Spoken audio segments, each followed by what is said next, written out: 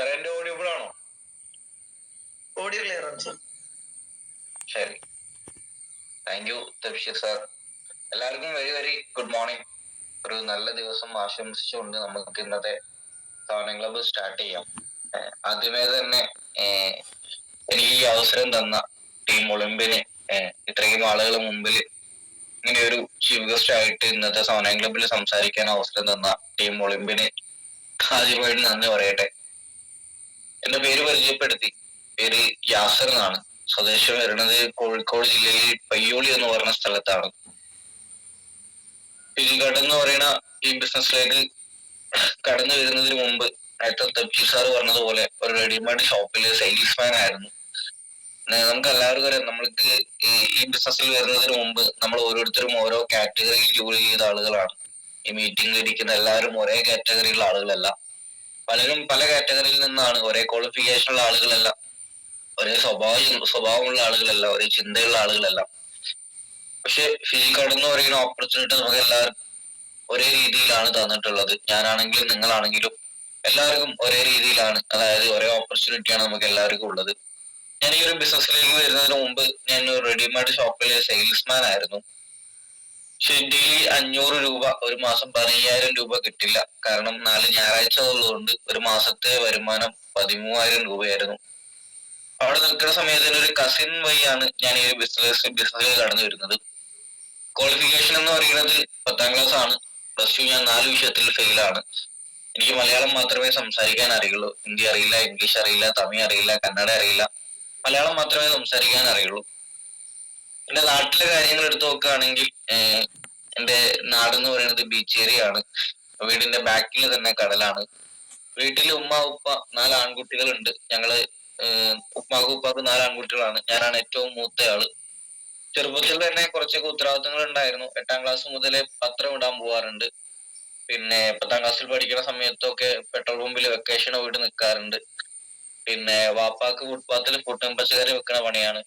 അപ്പൊ വാപ്പാനെ സഹായിക്കാൻ പോവാറുണ്ട്. എനിക്ക് തോന്നുന്നു പ്ലസ് 2 പഠിക്കുന്ന സമയത്താണ് ഞാൻ റെഡിമെയ്ഡ് ഷോപ്പിൽ ജോലിക്ക് കയറിയത്. പിന്നെ ഷോപ്പ് കണ്ടിന്യൂ ആയി, ക്ലാസ് നിർത്തേണ്ട അവസ്ഥ വന്നു. അങ്ങനെ ഒരു 5.5 വർഷത്തോളം ഷോപ്പിൽ നിൽക്കുന്ന സമയത്താണ് ഫിജിക്കാട് എന്ന് പറയുന്ന ഈ ഒരു കോൺസെപ്റ്റുമായിട്ട് എൻ്റെ ഒരു കസിൻ എൻ്റെ അടുത്തേക്ക് വരുന്നത്. ആളെ പേര് റഹീം എന്നാണ്. ആള് ദുബായിൽ ലുലുവിൽ വർക്ക് ചെയ്യുന്ന ആളാണ്. ആള് ദുബായിൽ നിന്ന് വന്നത് എനിക്കറിയില്ല. പക്ഷെ ആളൊരു ദിവസം എൻ്റെ ഉപ്പാന്റെ പെങ്ങളെ മകനാണ്. ആള് നാട്ടിൽ വന്ന സമയത്ത് എന്നെ വിളിക്കുകയുണ്ടായി. എന്നോട് വിളിച്ചിട്ട് പറഞ്ഞു, യാസിൻ എന്നെ ഒന്ന് കാണണം എന്ന് പറഞ്ഞു. ഞാൻ ഷോപ്പിലുണ്ടാവും, പയ്യോളി ബസ് സ്റ്റാൻഡിൽ തന്നെയാണ് എന്റെ ഷോപ്പിലേക്ക് വന്നു എന്ന് പറഞ്ഞു. അങ്ങനെ ഒരു ദിവസം, ഒരു ശനിയാഴ്ച രാവിലെ അദ്ദേഹം ഷോപ്പിലേക്ക് വരുന്നു. ഷോപ്പിലേക്ക് വന്നിട്ട് എന്നോട് പറഞ്ഞു, യാസിൻ നിനക്കൊരു വിസ ഉണ്ട്, കുവൈറ്റിലേക്കാണ്, നിന്നെ കാണാൻ വേണ്ടിയിട്ട് ഒരാൾ വന്നിട്ടുണ്ട് എന്ന് പറയുന്നു. ശരിക്കും ഞാൻ എന്താണ്, കാരണം ഞങ്ങളുടെ നാട്ടിലൊരു കൾച്ചർ എന്ന് പറഞ്ഞു കഴിഞ്ഞാൽ 10ാം ക്ലാസ് കഴിഞ്ഞാൽ ഏത് വഞ്ചിയിൽ പണിക്ക് പോവാം, അല്ലെങ്കിൽ പ്ലസ് 2 കഴിഞ്ഞാൽ ഏത് രാജ്യത്ത് പ്രവാസിയായിട്ട് പോവാം. എന്റെ കമ്പനിക്കാരെ ബാച്ചിൽ ഡിഗ്രി കംപ്ലീറ്റഡ് ആയ ഒരാൾ പോലും ഇല്ല. ഡിഗ്രി കംപ്ലീറ്റ് ആയ ഒരാളും എന്റെ ബാച്ചിലില്ല. അപ്പം ഗൾഫിൽ പോയി കഴിഞ്ഞാൽ എന്റെ ക്വാളിഫിക്കേഷൻ വെച്ചിട്ട് cafeteria, super market, delivery boy, office boy, ഇങ്ങനെയൊക്കെ എനിക്ക് ജോലി കിട്ടുള്ളൂ. അപ്പൊ അവൻ പറഞ്ഞു, ഇതിനേക്കാൾ ബെറ്റർ ആയിട്ടുള്ള ഒരു ജോലിയാണ്, ഇപ്പൊ എന്നെ കാണാൻ ഒരാൾ വന്നിട്ടുണ്ട് എന്ന് പറഞ്ഞിട്ടാണ് എന്നെ കൂട്ടിക്കൊണ്ടുപോകുന്നത്. അപ്പൊ ആ ഒരു പ്രതീക്ഷയിൽ ഞാൻ അവന്റെ കൂടെ പോകുന്നു. അവന്റെ കൂടെ പോയ സമയത്ത് പയ്യോളി ബസ് സ്റ്റാൻഡിന്റെ മുകളിലേക്ക് കയറുന്ന ഒരു സ്റ്റെയർ ഉണ്ട്. ആ സ്റ്റെയറിൽ കൂടുതലും കപ്പിൾസ് നിന്ന് സംസാരിക്കുന്നതാണ് ഞാൻ കാണാറ്. പക്ഷെ അവിടെ ഒരു വ്യക്തി നിൽക്കുന്നുണ്ട്. അദ്ദേഹം ഇൻസൈഡ് ചെയ്തിട്ടുണ്ട്. ഷോൾഡറിൽ ഒരു ബാഗ് ഉണ്ട്, ബാഗിന്റെ സൈഡിലായിട്ട് ഒരു വാട്ടർ ബോട്ടിൽ ഉണ്ട്, കയ്യിലൊരു ബുക്ക് ഉണ്ട്. അപ്പം ആ ഒരു ആറ്റിറ്റ്യൂഡ് കണ്ട സമയത്ത് എനിക്ക് മനസ്സിലായി, ഇത് എനിക്കുള്ള വിസയൊന്നുമല്ല, ഇത് ആളെ പിടിക്കുന്ന പരിപാടിയുമായിട്ട് ഇറങ്ങിയതാണെന്ന് എനിക്ക് മനസ്സിലായി. ഞാൻ എന്റെ കസിനോട് സലാം പറഞ്ഞ് ഞാൻ എന്റെ ഷോപ്പിലേക്ക് തിരിച്ചുപോയി. ഞാൻ പറഞ്ഞു, ഇങ്ങനത്തെ പരിപാടിയായിട്ട് എന്റെ അടുത്ത് വരണ്ട, എനിക്ക് താല്പര്യമില്ല എന്ന് പറഞ്ഞു. അപ്പൊ എന്റെ കസിൻ പറഞ്ഞു, എടാ നീ ഒന്ന് കേൾക്ക്, നീ അങ്ങനെ പോലെ അങ്ങനെ ഒരുപാട് റിലേഷന്റെ പുറത്ത് കുറെ കാര്യങ്ങൾ എന്നോട് പറഞ്ഞു.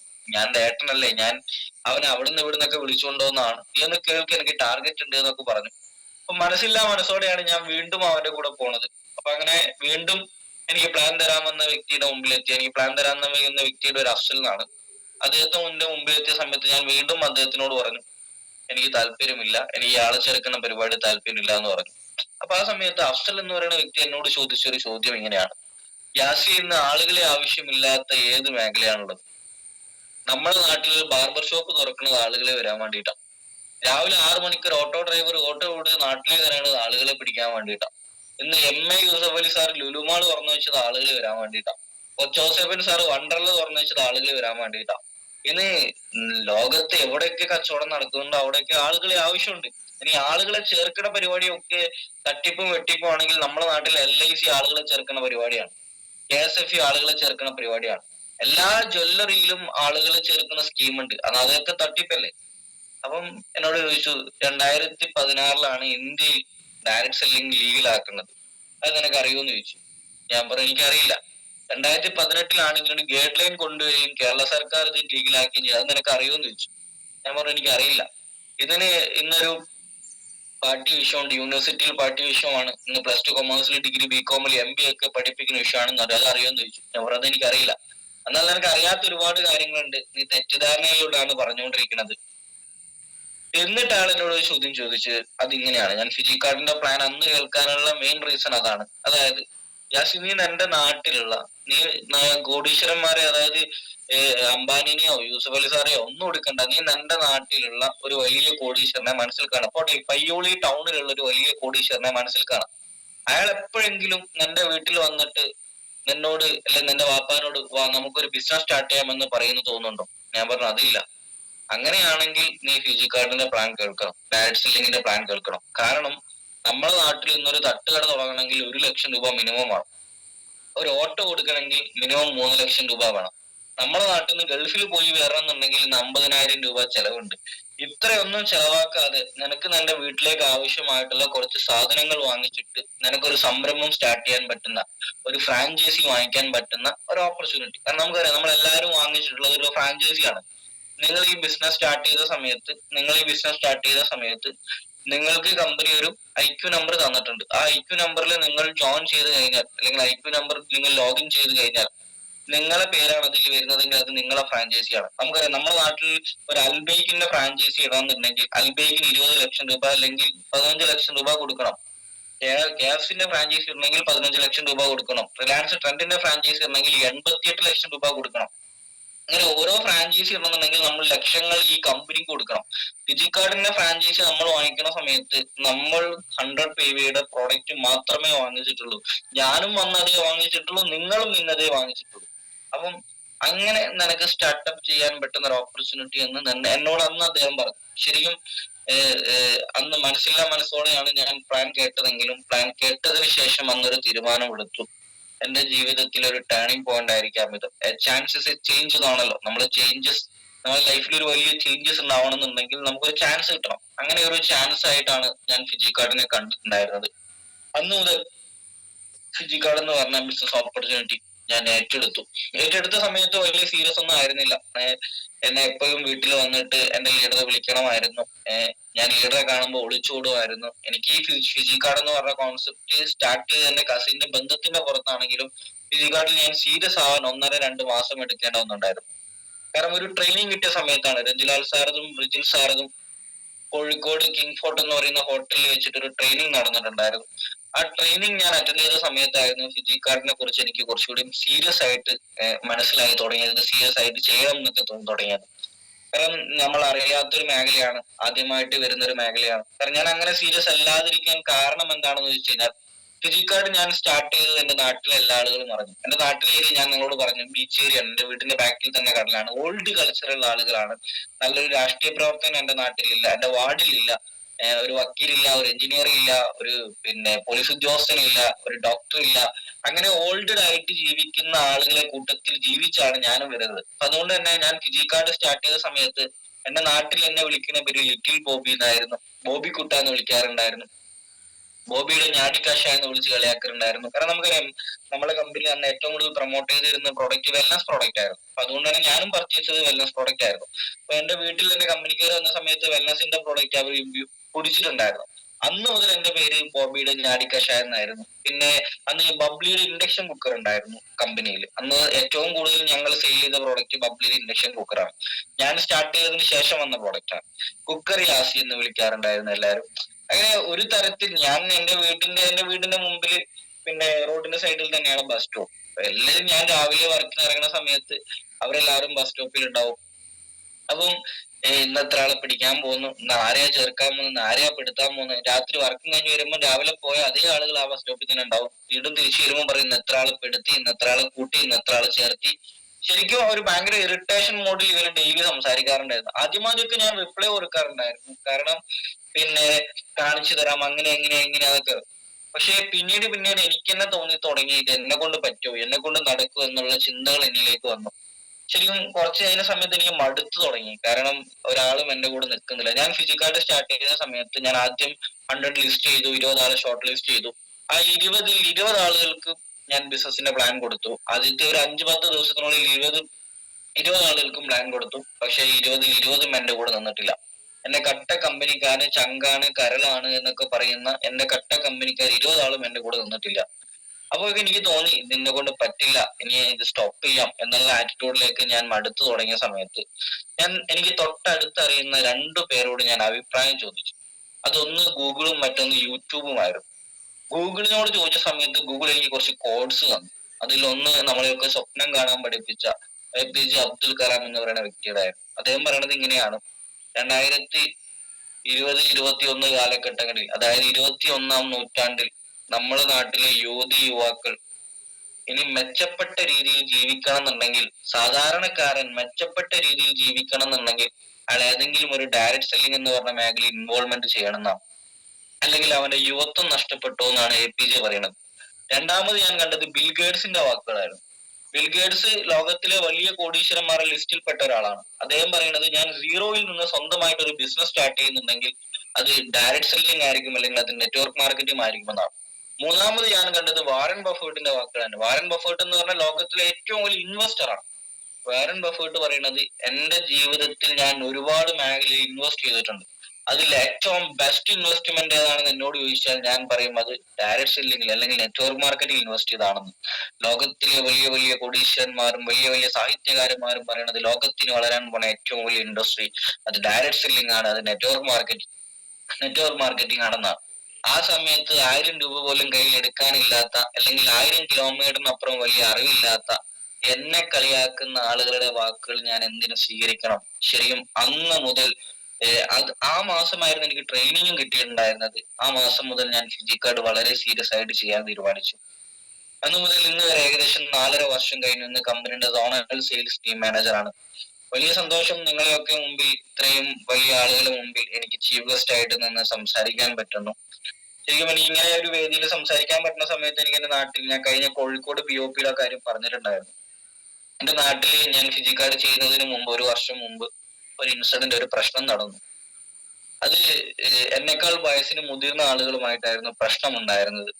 പള്ളി കമ്മിറ്റിക്കാരും അമ്പല കമ്മിറ്റിക്കാരൊക്കെ ഇടപെട്ട് ഒരു മധ്യസ്ഥ ഉണ്ടായിരുന്നു. എനിക്ക് അടി കൊണ്ടിട്ടായിരുന്നു, പാറ്റോണിലും സ്റ്റെമ്പോണിലൊക്കെ അടി കിട്ടിയിട്ടുണ്ടായിരുന്നു. ഹോസ്പിറ്റലിലായിരുന്നു. 25,000 രൂപ നഷ്ടപരിഹാരം കിട്ടിയിട്ടുണ്ടായിരുന്നു. അങ്ങനെ 2 ദിവസം ഹോസ്പിറ്റലിൽ കഴിഞ്ഞ് വീട്ടിലേക്ക് എന്നെ എല്ലാവരും കൂട്ടിക്കൊണ്ടുപോകുന്ന സമയത്ത് എന്റെ വീട്ടിൽ കുറച്ച് ആളുകൾ കൂടിയിട്ടുണ്ട്. എന്റെ വീട്ടുകാരുണ്ട്, നാട്ടുകാരിൽ കുറച്ച് ആളുകളുണ്ട്. അങ്ങനെ എല്ലാവരും അവിടെ നിൽക്കുന്ന സമയത്ത് എന്നെ വീട്ടിലേക്ക് കൊണ്ടുപോയി. അങ്ങനെ അവിടുന്ന് ആരോ എന്റെ ഉമ്മാനോടും ഉപ്പാനോടും പറയുന്നതായിട്ട് ഞാൻ കേട്ടു. വയസ്സിന് മുതിർന്ന ആളുകളോട് മര്യാദയ്ക്ക് സംസാരിക്കാൻ അറിയാത്ത ഇവന്റെ ജീവിതമൊക്കെ മുന്നോട്ട് കൊണ്ടുപോകുന്ന ഒരു ടാസ്ക്കാണ്, നിങ്ങൾക്ക് ഇതിനാ നേരം ഉണ്ടാവും എന്നൊക്കെ പറയുന്നതായിട്ട് ഞാൻ കേട്ടു. ശരിക്കും അവിടെ നിന്നൊരു 1 വർഷങ്ങൾക്ക് ശേഷം ഞാൻ ഫിജിക്കാർട്ട് സ്റ്റാർട്ട് ചെയ്തു. അവിടെ നിന്ന് ഇങ്ങോട്ടൊരു 4 വർഷങ്ങൾക്ക് ഇപ്പുറം ഇത്രയും ആളുകളെ, ഏകദേശം ഒരു 900ഓളം ആളുകളെ മുമ്പിൽ എനിക്ക് ചീഫ് ഗസ്റ്റ് ആയിട്ടൊക്കെ നിന്ന് സംസാരിക്കാൻ പറ്റിയിട്ടുണ്ട് എങ്കിൽ ശരിക്കും ഫിജിക്കാർട്ട്.com എന്ന് പറയുന്ന മേഖല, അല്ലെങ്കിൽ ഡയറക്ട് സെല്ലിംഗ് എന്ന് പറയുന്ന മേഖല ശരിക്കും ഏറ്റവും ബെസ്റ്റ് ആണെന്ന്, അല്ലെങ്കിൽ വണ്ടർഫുൾ ആണെന്ന് എനിക്ക് മനസ്സിലാക്കി തരുന്ന നിമിഷത്തിലൂടെയാണ് ഞാനും കടന്നു പോകുന്നത്. ശരിക്കും ഞാൻ ഈ ബിസിനസ് സീരിയസ് ആയിട്ട് ചെയ്യാനുള്ള കാരണം എന്റെ ഉപ്പയാണ്, എന്റെ ഫാദറാണ്. ആൾക്ക് ഇന്ന് 50 വയസ്സായി. 15-ാം വയസ്സ് തൊട്ട് അദ്ദേഹം പണിയെടുക്കുന്നുണ്ട്. 15-ാം വയസ്സ് തൊട്ട് 50 വയസ്സ് വരെ അദ്ദേഹം പണിയെടുത്തിട്ട് എനിക്ക് മനസ്സിലായ കാര്യം, പണിയെടുത്ത് പൈസക്കാരനാവില്ല, ബിസിനസ് ചെയ്യണം. 10 ആളുകളെ കൊണ്ട് പണിയെടുപ്പിക്കണം. നമ്മുടെ നാട്ടിൽ ഇന്ന് 10 ആളുകളെ കൊണ്ട് പണിയെടുപ്പിക്കണമെങ്കിൽ ചുരുങ്ങിയത് ഒരു സൂപ്പർ മാർക്കറ്റ് തുടങ്ങണമെങ്കിൽ ലക്ഷങ്ങളും കോടികളും ഇൻവെസ്റ്റ്മെന്റ് വേണം. ഇൻവെസ്റ്റ്മെന്റ് ഇല്ലാതെ, സീറോ ഇൻവെസ്റ്റ്മെന്റിൽ ബിസിനസ് സ്റ്റാർട്ട് ചെയ്യാൻ പറ്റിയ ഒരു ഓപ്പർച്യൂണിറ്റി അത് ഡയറക്ട് സെല്ലിംഗ് ആണെന്ന് കൂടി ഞാൻ മനസ്സിലാക്കി. ഞാൻ നേരത്തെ പറഞ്ഞ കുറച്ച് വാചകങ്ങൾ ഉണ്ടായിരുന്നു. അതായത് ഞാൻ ഈ ബിസിനസ് സ്റ്റാർട്ട് ചെയ്യുന്ന സമയം എനിക്കറിയാം, ഈ മീറ്റിംഗിൽ ഇരിക്കുന്ന ഭൂരിഭാഗം ആളുകളും ഇപ്പോൾ ഈ മീറ്റിംഗിൽ ഇരിക്കുന്ന 100% ആളുകളും ഏറ്റവും കൂടുതൽ കേട്ടൊരു കാര്യം അതാണ്: നിങ്ങളെ കൊണ്ട് നടക്കില്ല, നിന്നെ കൊണ്ട് ഇത് പറ്റില്ല, നിനക്ക് വേറെ പണിയില്ലേ, ആളുകളെ ചേർക്കുന്ന പരിപാടിയുമായിട്ട് ഇറങ്ങിക്കൊണ്ടിരിക്കുന്നു.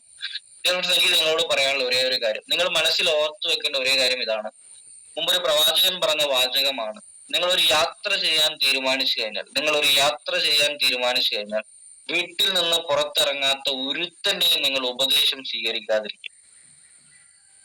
വീട്ടിൽ നിന്ന് പുറത്തിറങ്ങാത്ത ഒരുത്തനാണ് നിങ്ങളോട് ഉപദേശം പറഞ്ഞുകൊണ്ടിരിക്കുന്നത്. ഒരു ദിവസം കൺസിസ്റ്റൻസി ആയിട്ട് 1000 രൂപ വരുമാനമില്ലാത്ത ഒരുത്തനാണ് നിങ്ങളോട് ഉപദേശിച്ചുകൊണ്ടിരിക്കുന്നത്. APJ പറയുന്ന, വാരൻ ബഫേർട്ട് പറയുന്ന, ഇന്ന് ബിൽഗേറ്റ്സ് പറയുന്ന, ഇന്ന് MA യൂസഫലി സാർ പറയുന്ന, വലിയ വലിയ കോടീശ്വരന്മാർ പറയുന്ന വലിയ മേഖലയെ കുറിച്ച് നിങ്ങളുടെ നാട്ടിൽ 1000 രൂപ പോലും ഡെയിലി വരുമാനമില്ലാത്ത ഒരുത്തൻ അല്ലെങ്കിൽ ഒരുത്തിയാണ് നിങ്ങളോട് എന്ത് പറയുന്നത്? ഇത് ചെയ്യരുത്, ഇത് തട്ടിപ്പാണ്, ഇത് വെട്ടിപ്പാണ്. ഇന്ന് +2 കൊമേഴ്സിലും ഡിഗ്രി BCom-ലും പഠിപ്പിക്കുന്ന വിഷയത്തെ കുറിച്ചാണ് നിങ്ങളോട് ഈ കാര്യം പറഞ്ഞുകൊണ്ടിരിക്കുന്നത്. നമ്മളെ ജീവിതത്തിലെ ഏറ്റവും വലിയ പോരായ്മ അതാണ്. ഒരു മേഖലയിൽ വിജയിക്കാത്ത, ആ മേഖലയിൽ വിജയിക്കാൻ ഒരു സാധ്യതയുമില്ലാത്ത ഒരാളുടെ അഭിപ്രായത്തെ കുറിച്ച് നമ്മൾ സ്വീകരിച്ച്, അല്ലെങ്കിൽ അഭിപ്രായത്തെ കുറിച്ച് ഓർത്ത് നമ്മൾ വേവലാതിപ്പെട്ട് നമ്മളെ തീരുമാനം മാറ്റുന്നു എന്നുള്ളത്. നിങ്ങളുടെ വിജയപരാജയമൊക്കെ നിങ്ങളെ മനസ്സിലാണ്. ഞാൻ ചെറിയൊരു സ്റ്റോറി പറഞ്ഞുതരാം. ആ സ്റ്റോറിയിലൂടെ ഒരു പക്ഷെ നിങ്ങൾക്കത് മനസ്സിലാവും. ഒരിക്കലും ഒരു മരത്തിന്റെ അടുത്ത് പോയിട്ട് ചോദിച്ചു: മരമേ, നിനക്ക് വേരുണ്ടോ എന്ന് ചോദിച്ചു. മരം പറഞ്ഞു: എനിക്ക് വേരുണ്ട് എന്ന് പറഞ്ഞു. ആ വേര് നീ കണ്ടിട്ടുണ്ടോ എന്ന് ചോദിച്ചു. മരം പറഞ്ഞു: ഞാൻ കണ്ടിട്ടില്ല എന്ന് പറഞ്ഞു. കാണാത്ത വേരുണ്ട് എന്ന് നിനക്കെങ്ങനെ മനസ്സിലായി എന്ന് ചോദിച്ചു. അവൻ ആ മരം പറഞ്ഞത്: എന്റെ നിലനിൽപ്പിനും എന്റെ വളർച്ചയ്ക്കും കാരണം ആ വേരാണെന്ന് പറഞ്ഞു. ഈ സംഭവത്തിൽ നിന്ന് എനിക്ക് മനസ്സിലായത് 2 കാര്യങ്ങളാണ്. ഒന്ന്, മരത്തിന്റെ നിലനിൽപ്പും മരത്തിന്റെ വളർച്ചയും മരത്തിന്റെ തകർച്ചയ്ക്കും കാരണം മരത്തിന്റെ വേരാണ്. മരത്തിന്റെ ചില്ലകളോ പുറത്ത് കാണുന്ന ഭാഗങ്ങളോ എല്ലാം മരത്തിന്റെ വേരാണ്. ഇതേ സാധനം മനുഷ്യനും ബാധകമാണ്. മനുഷ്യന്റെ കയ്യോ മനുഷ്യന്റെ കളറോ മനുഷ്യന്റെ തലമുടിയോ മനുഷ്യന്റെ കണ്ണോ മനുഷ്യന്റെ കാലോ ഒന്നുമല്ല മനുഷ്യന്റെ നിലനിൽപ്പിനും മനുഷ്യന്റെ വളർച്ചയ്ക്കും മനുഷ്യന്റെ തകർച്ചയ്ക്കും കാരണം മനുഷ്യന്റെ മനസ്സാണ്. നിങ്ങളെ മനസ്സാണ് നിങ്ങൾ ഈ ബിസിനസ്സിൽ രക്ഷപ്പെടണോ, നിങ്ങൾ ജീവിതത്തിൽ വിജയിക്കണോ എന്നുള്ളത് തീരുമാനിക്കുന്നത്. നിങ്ങൾക്ക് ഇതെല്ലാം ഉണ്ടായിട്ടും നിങ്ങൾക്ക് വിജയിക്കാൻ പറ്റുന്നില്ല എന്ന് നിങ്ങൾക്ക് തോന്നുന്നുണ്ട് എങ്കിൽ നിങ്ങൾ വെറുതെ ഇരിക്കുന്ന സമയത്ത് ഗൂഗിളിൽ കയറിയിട്ട് വേൾഡ് ഹാൻഡിക്യാപ്ഡ് കോടീശ്വരന്മാരെ ലിസ്റ്റ് എടുത്ത് നോക്കുക. അതിൽ 2 കൈ ഇല്ലാത്ത കോടീശ്വരനെ കാണാം, 2 കാലില്ലാത്ത കോടീശ്വരനെ കാണാം, 2 കൈയും 2 കാലും ഇല്ലാത്ത കോടീശ്വരനെ കാണാം. ഇതൊക്കെ ഉണ്ടായിട്ട് നമ്മളെ കൊണ്ട് പറ്റുന്നില്ല എന്ന് നിങ്ങൾക്ക് തോന്നുന്നുണ്ട് എങ്കിൽ നിങ്ങൾ നേരെ കണ്ണാടിയുടെ മുമ്പിൽ പോയിട്ട് നിങ്ങൾ നേരെ നോക്കിയിട്ട് നേരെ കാണാൻ ഒരാളെ, അയാളോട് പറയാ: ജീവിതത്തിലെ ഏറ്റവും വലിയ തോൽവി നീയാണെന്ന്, ഈ ലോകത്തിലെ ഏറ്റവും വലിയ തോൽവി നീയാണെന്ന്. പലരും പറയുന്നത് ഞാൻ കേട്ടിട്ടുണ്ട്: ഞാൻ ഇങ്ങനെ ആവാൻ കാരണം എന്റെ അച്ഛനാണ്, ഞാൻ ഇങ്ങനെ ആവാൻ കാരണം എന്റെ അമ്മയാണ്, ഞാൻ ഇങ്ങനെ ആവാൻ കാരണം എന്റെ നാട്ടുകാരാണ്. നാട്ടുകാരും വീട്ടുകാരും അച്ഛനും അമ്മയും ഒന്നുമല്ല, നിങ്ങൾ തന്നെയാണ് നിങ്ങൾ ഇങ്ങനെ ആവാനുള്ള കാരണം. വേറെ ആർക്കും നിങ്ങൾ ആ ക്രെഡിറ്റ് കൊടുക്കേണ്ട ആവശ്യമൊന്നുമില്ല. ലോകത്ത് നിങ്ങൾ പരാജയപ്പെട്ടു എന്ന് നിങ്ങൾക്ക് തോന്നുന്നുണ്ട് എങ്കിൽ അതിന് പൂർണ്ണ ഉത്തരവാദി നിങ്ങളാണ്. കാരണം ലോകത്ത് നിങ്ങൾക്ക് ഓപ്പർച്യൂണിറ്റികൾ വിരിഞ്ഞു കിടക്കുകയാണ്, നിങ്ങൾ അത് കാണുന്നില്ല. നിങ്ങൾ നിങ്ങളെ പ്രശ്നങ്ങളെ കുറിച്ച് മാത്രമേ ആലോചിക്കുന്നുള്ളൂ, പ്രശ്നങ്ങളെ കുറിച്ച് മാത്രമേ ചിന്തിക്കുന്നുള്ളൂ. കുറെ ആളുകൾ ചിന്തിക്കണോ: എനിക്ക് ഭാഗ്യമില്ല, എനിക്ക് ഭാഗ്യമില്ല, എനിക്ക് ഭാഗ്യമില്ല എന്ന്. ഫ്രണ്ട്സ്, ഞാനൊരു കാര്യം ചോദിച്ചോട്ടെ. ഈ ഭാഗ്യം എന്ന് പറയുന്നതും ഈ തലവര എന്നൊക്കെ പറയും. അവന്റെ തലവരന്റെ പകുതി വരെയെങ്കിലും എനിക്ക് കിട്ടിയിട്ടുണ്ടെങ്കിൽ ഞാൻ രക്ഷപ്പെട്ടു പോയെന്ന് പറയുന്നൊക്കെ ഞാൻ കേട്ടിട്ടുണ്ട്. അതായത് എന്റെ വീട് പണി കംപ്ലീറ്റ് ആയിട്ടില്ല, എന്റെ വീട് പണിക്ക് ശേഷം തുടങ്ങിയതാണ് ഓളെ വീട് പണി, എന്റെ മകളെ കല്യാണം ഇതുവരെ ശരിയായിട്ടില്ല, അല്ലെങ്കിൽ ഫിസിക്കാർഡ് ഞാൻ ചെയ്തതിന് ശേഷം വന്ന ആളുകൾ രക്ഷപ്പെട്ടു, ഞാൻ ഇതുവരെ രക്ഷപ്പെട്ടിട്ടില്ല, അവന്റെ തലവരന്റെ പകുതി വരെയെങ്കിലും ദൈവം എനിക്ക് തന്നിട്ടുണ്ടായിരുന്നെങ്കിലൊക്കെ പറയുന്നതായിട്ട് ഞാൻ കേട്ടിട്ടുണ്ട്. ഈ തലവര എന്ന് പറയുന്നതും ഈ നമ്മളെ ഭാഗ്യം എന്നൊക്കെ പറയുന്നത് ഞാൻ മനസ്സിലാക്കി നമ്മൾ ചെയ്യുന്ന പ്രവൃത്തിയിലാണ്. കാരണം ലോകത്ത് ചക്രവർത്തി ആകണമെന്ന് ആഗ്രഹിച്ച ഒരു വ്യക്തിയാണ് നെപ്പോളിയൻ ബോണപ്പാർട്ട്. നെപ്പോളിയൻ തന്റെ ചെറുപ്പകാലത്ത് ഒരിക്കലും ഒരു അമ്പലത്തിന്റെ നടുവിലൂടെ അല്ലെങ്കിൽ സൈഡിലൂടെ നടന്നു പോണ സമയത്ത് അവിടെ ആരും ഒരു കൈനോട്ടക്കാരനെ നെപ്പോളിയന് കാണിച്ചു കൊടുത്തു. നെപ്പോളിയൻ തന്റെ ഭാവിയെ കുറിച്ച് അറിയാൻ വേണ്ടിയിട്ട്, താൻ എപ്പോഴാണ് ഒരു ചക്രവർത്തി ആകുക എന്ന് അറിയാൻ വേണ്ടിയിട്ട് ആ കൈനോട്ടക്കാരനടുത്ത് പോയിട്ട് കൈ നോക്കി. എന്നിട്ട് പറഞ്ഞു: എനിക്ക് എന്റെ ജീവിതത്തിൽ എന്റെ ഏറ്റവും വലിയ ആഗ്രഹം ഒരു ചക്രവർത്തി ആവണം എന്നാണ്. അപ്പം എന്റെ ചക്രവർത്തി ആകാനുള്ള പ്രായം എപ്പോഴാണ് വരിക എന്ന് കൈ നോക്കി പറയാൻ പറ്റുമോ എന്ന് ചോദിച്ചു. അവൻ കൈ നോക്കിയിട്ട് ആ കൈനോട്ടക്കാരൻ പറഞ്ഞത് ഇങ്ങനെയാണ്: സോറി ഡിയർ, നിന്റെ കയ്യിൽ നീണ്ട രജത രേഖയില്ല, അതുകൊണ്ട് തന്നെ നിന്റെ ജീവിതം വളരെയധികം പ്രയാസകരമായിരിക്കും, നീ ചക്രവർത്തി ആകാനുള്ള ഒരു ചാൻസും ഇല്ല എന്ന് പറഞ്ഞു. ദേഷ്യം വന്ന നെപ്പോളിയൻ തന്റെ കയ്യിലുള്ള ഒരു കത്തി എടുത്തിട്ട് കയ്യിൽ ഒരു നീണ്ട വര വരച്ചിട്ട് പറഞ്ഞു: നെപ്പോളിയന്റെ ഭാവി നെപ്പോളിയൻ പ്രവചിക്കും. ശരിക്കും അവിടുന്ന് കുറച്ചു കാലങ്ങൾക്കപ്പുറം നെപ്പോളിയൻ ചക്രവർത്തിയായി. അപ്പം ഈ രജതരേഖ ആയിക്കോട്ടെ, ഈ തലവര ആയിക്കോട്ടെ, ഇതൊക്കെ നമ്മൾ വരക്കുന്നതാണ്, നമ്മൾ ചിന്തിക്കുന്നതാണ്. അല്ലാതെ ദൈവം നമുക്ക് വേണ്ടിയിട്ട് ഒരു സാധനം തന്നിട്ടുണ്ട്, ഇത് തന്നിട്ടില്ല എന്ന് നിങ്ങൾ ആദ്യമേ പ്രഡിക്റ്റ് ചെയ്യരുത്. ദൈവം എല്ലാവർക്കും ഒരു മനുഷ്യന് ലോകത്ത് ചെയ്യാൻ പറ്റുന്ന കാര്യങ്ങൾക്കൊന്നും പരിമിതിയില്ല. അവന്റെ ചിന്തകളാണ്, അവന്റെ പല പല ചിന്തകളാണ് അവനെ പല പരിമിതിയിലേക്കും എത്തിക്കുന്നത്. ശരിക്കും ഒരു സാധാരണക്കാരന് ഫിസിക്കാർഡ് എന്ന് പറയുന്ന കോൺസെപ്റ്റ് ചെയ്യാൻ ജീവിതത്തിൽ പല ബിസിനസ് ഉണ്ട്. ഞാൻ ഫിജിക്കാർഡിനെ കുറിച്ച് പറയാണ്. ഫിജിക്കാർഡ് എന്ന് പറഞ്ഞ ബിസിനസ് ചെയ്യാൻ നിങ്ങൾക്ക് ആദ്യം വേണ്ടത് 3 കാര്യങ്ങളാണ്. ഒന്നാമത്തത് വേണ്ടത് നിങ്ങൾക്കൊരു നല്ല ടീം വേണം. ഡയറക്ട്ലി നിങ്ങൾക്ക് ചെയ്യുന്ന സമയത്ത് നിങ്ങൾക്ക് നല്ലൊരു ടീം വേണം. ശരിക്കും ഞാൻ മനസ്സിലാക്കിയെടുത്തോളം ഇന്ന് ഫിജിക്കാർഡ്.com എന്ന് പറയുന്ന കോൺസെപ്റ്റിൽ ഏറ്റവും കൂടുതൽ ഫിജിക്കാർഡ് എന്ന് പറയുന്ന കമ്പനിക്ക് സെയിൽസ് കോൺട്രിബ്യൂട്ട് ചെയ്യുന്ന, ഏറ്റവും കൂടുതൽ അച്ചീവ് വരുന്ന ഒരു ടീമിലാണ് നിങ്ങളുള്ളത്, ടീം ഒളിമ്പ്യൻ എന്ന് പറയുന്ന ടീമിൽ. അപ്പൊ ഏറ്റവും ബെസ്റ്റ് ടീം നിങ്ങൾക്കുണ്ട്. രണ്ടാമത് നിങ്ങൾക്ക് വേണ്ടത് നല്ലൊരു സിസ്റ്റം വേണം, നല്ലൊരു സ്ട്രാറ്റജി വേണം. ശരിക്കും ഏറ്റവും നല്ല സിസ്റ്റമാറ്റിക് ആയിട്ട് പോകുന്ന ഒരു ടീം ആയതുകൊണ്ടാണ് ടീം ഒളിമ്പ്യൻ എന്ന് പറയുന്ന ടീം ഇത്രയും വലിയ അച്ചീവേഴ്സിലേക്ക് എത്തിയത്. അപ്പൊ അതുകൊണ്ട് തന്നെ നിങ്ങൾക്ക് നല്ല സിസ്റ്റം ഉണ്ട്, നല്ലൊരു സ്ട്രാറ്റജി നിങ്ങളുടെ കയ്യിലുണ്ട്. മൂന്നാമത് നിങ്ങൾക്ക് വേണ്ടത് നിങ്ങൾക്കൊരു ഡെസ്റ്റിനേഷൻ വേണം, നിങ്ങൾക്കൊരു ഡ്രീം വേണം, ഒരു ടാർഗറ്റ് വേണം. അതാണ് പല ആളുകൾക്കും ഇല്ലാത്തത്. പല ആളുകളുടെയും ആവശ്യമായിട്ട് ഇതുവരെ ഇത് വന്നിട്ടില്ല. രാവിലെ 7 ക്ലബിൽ കയറണമെങ്കിൽ ലീഡറെ വിളിക്കണം, ആഴ്ചയിൽ BOPക്ക് പോകണമെന്നുണ്ടെങ്കിൽ ലീഡറെ വിളിക്കണം, ഒരു വർക്കിന് പോകണമെന്നുണ്ടെങ്കിൽ ലീഡറെ വിളിക്കണം. അപ്പൊ അത് ആരാവശ്യമാണ്? ലീഡർ ആവശ്യമായിട്ടാണ് നിങ്ങൾ പല ആളുകളും കണക്കാക്കുന്നത്. അതാണ് ഞാൻ നേരത്തെ പറഞ്ഞൊരു പോയിന്റ്. ഞാൻ ഓപ്പൺ ആയിട്ടൊരു ചോദ്യം ചോദിക്കട്ടെ, അതിന് ഉത്തരം നിങ്ങൾ എന്നോട് പറയണ്ട. നിങ്ങൾ എല്ലാവരും ഈ ബിസിനസ് സീരിയസ് ആയിട്ടാണോ ചെയ്യുന്നത്? നിങ്ങൾ എല്ലാവരും സീരിയസ് ആയിട്ട് ചെയ്യുന്ന ആളുകൾ ഒന്ന് കൈപൊന്തിക്കാവോ? നിങ്ങൾ എല്ലാവരും ഈ ബിസിനസ് സീരിയസ് ആയിട്ടാണോ ചെയ്യണത്? ഓക്കെ, നിങ്ങൾ എല്ലാവരും ഈ ബിസിനസ് സീരിയസ് ആയിട്ടാണ് ചെയ്യുന്നത് എന്നുള്ള രീതിയിലാണ് നിങ്ങൾ എന്നോട് പറയുന്നത്. ഹാൻഡ് റൈസ് ചെയ്യേണ്ട, ജസ്റ്റ് നിങ്ങൾ കൈപൊന്തിച്ചാൽ മതി. ഓക്കെ, ഹാൻഡ് റൈസ് ചെയ്ത ആളുകളൊക്കെ ഹാൻഡ് റൈസ് ഒഴിവാക്കിക്കോളൂ, കാരണം കുറെ ആളുകൾ മുകളിലേക്ക് കയറി വന്നിട്ടുണ്ട്. ഓക്കെ, ഹാൻഡ് റൈസ് ചെയ്യണ്ട. ഓക്കെ, അങ്ങനെയാണെങ്കിൽ ഞാനൊരു ചോദ്യം നിങ്ങളോട് ചോദിക്കാം.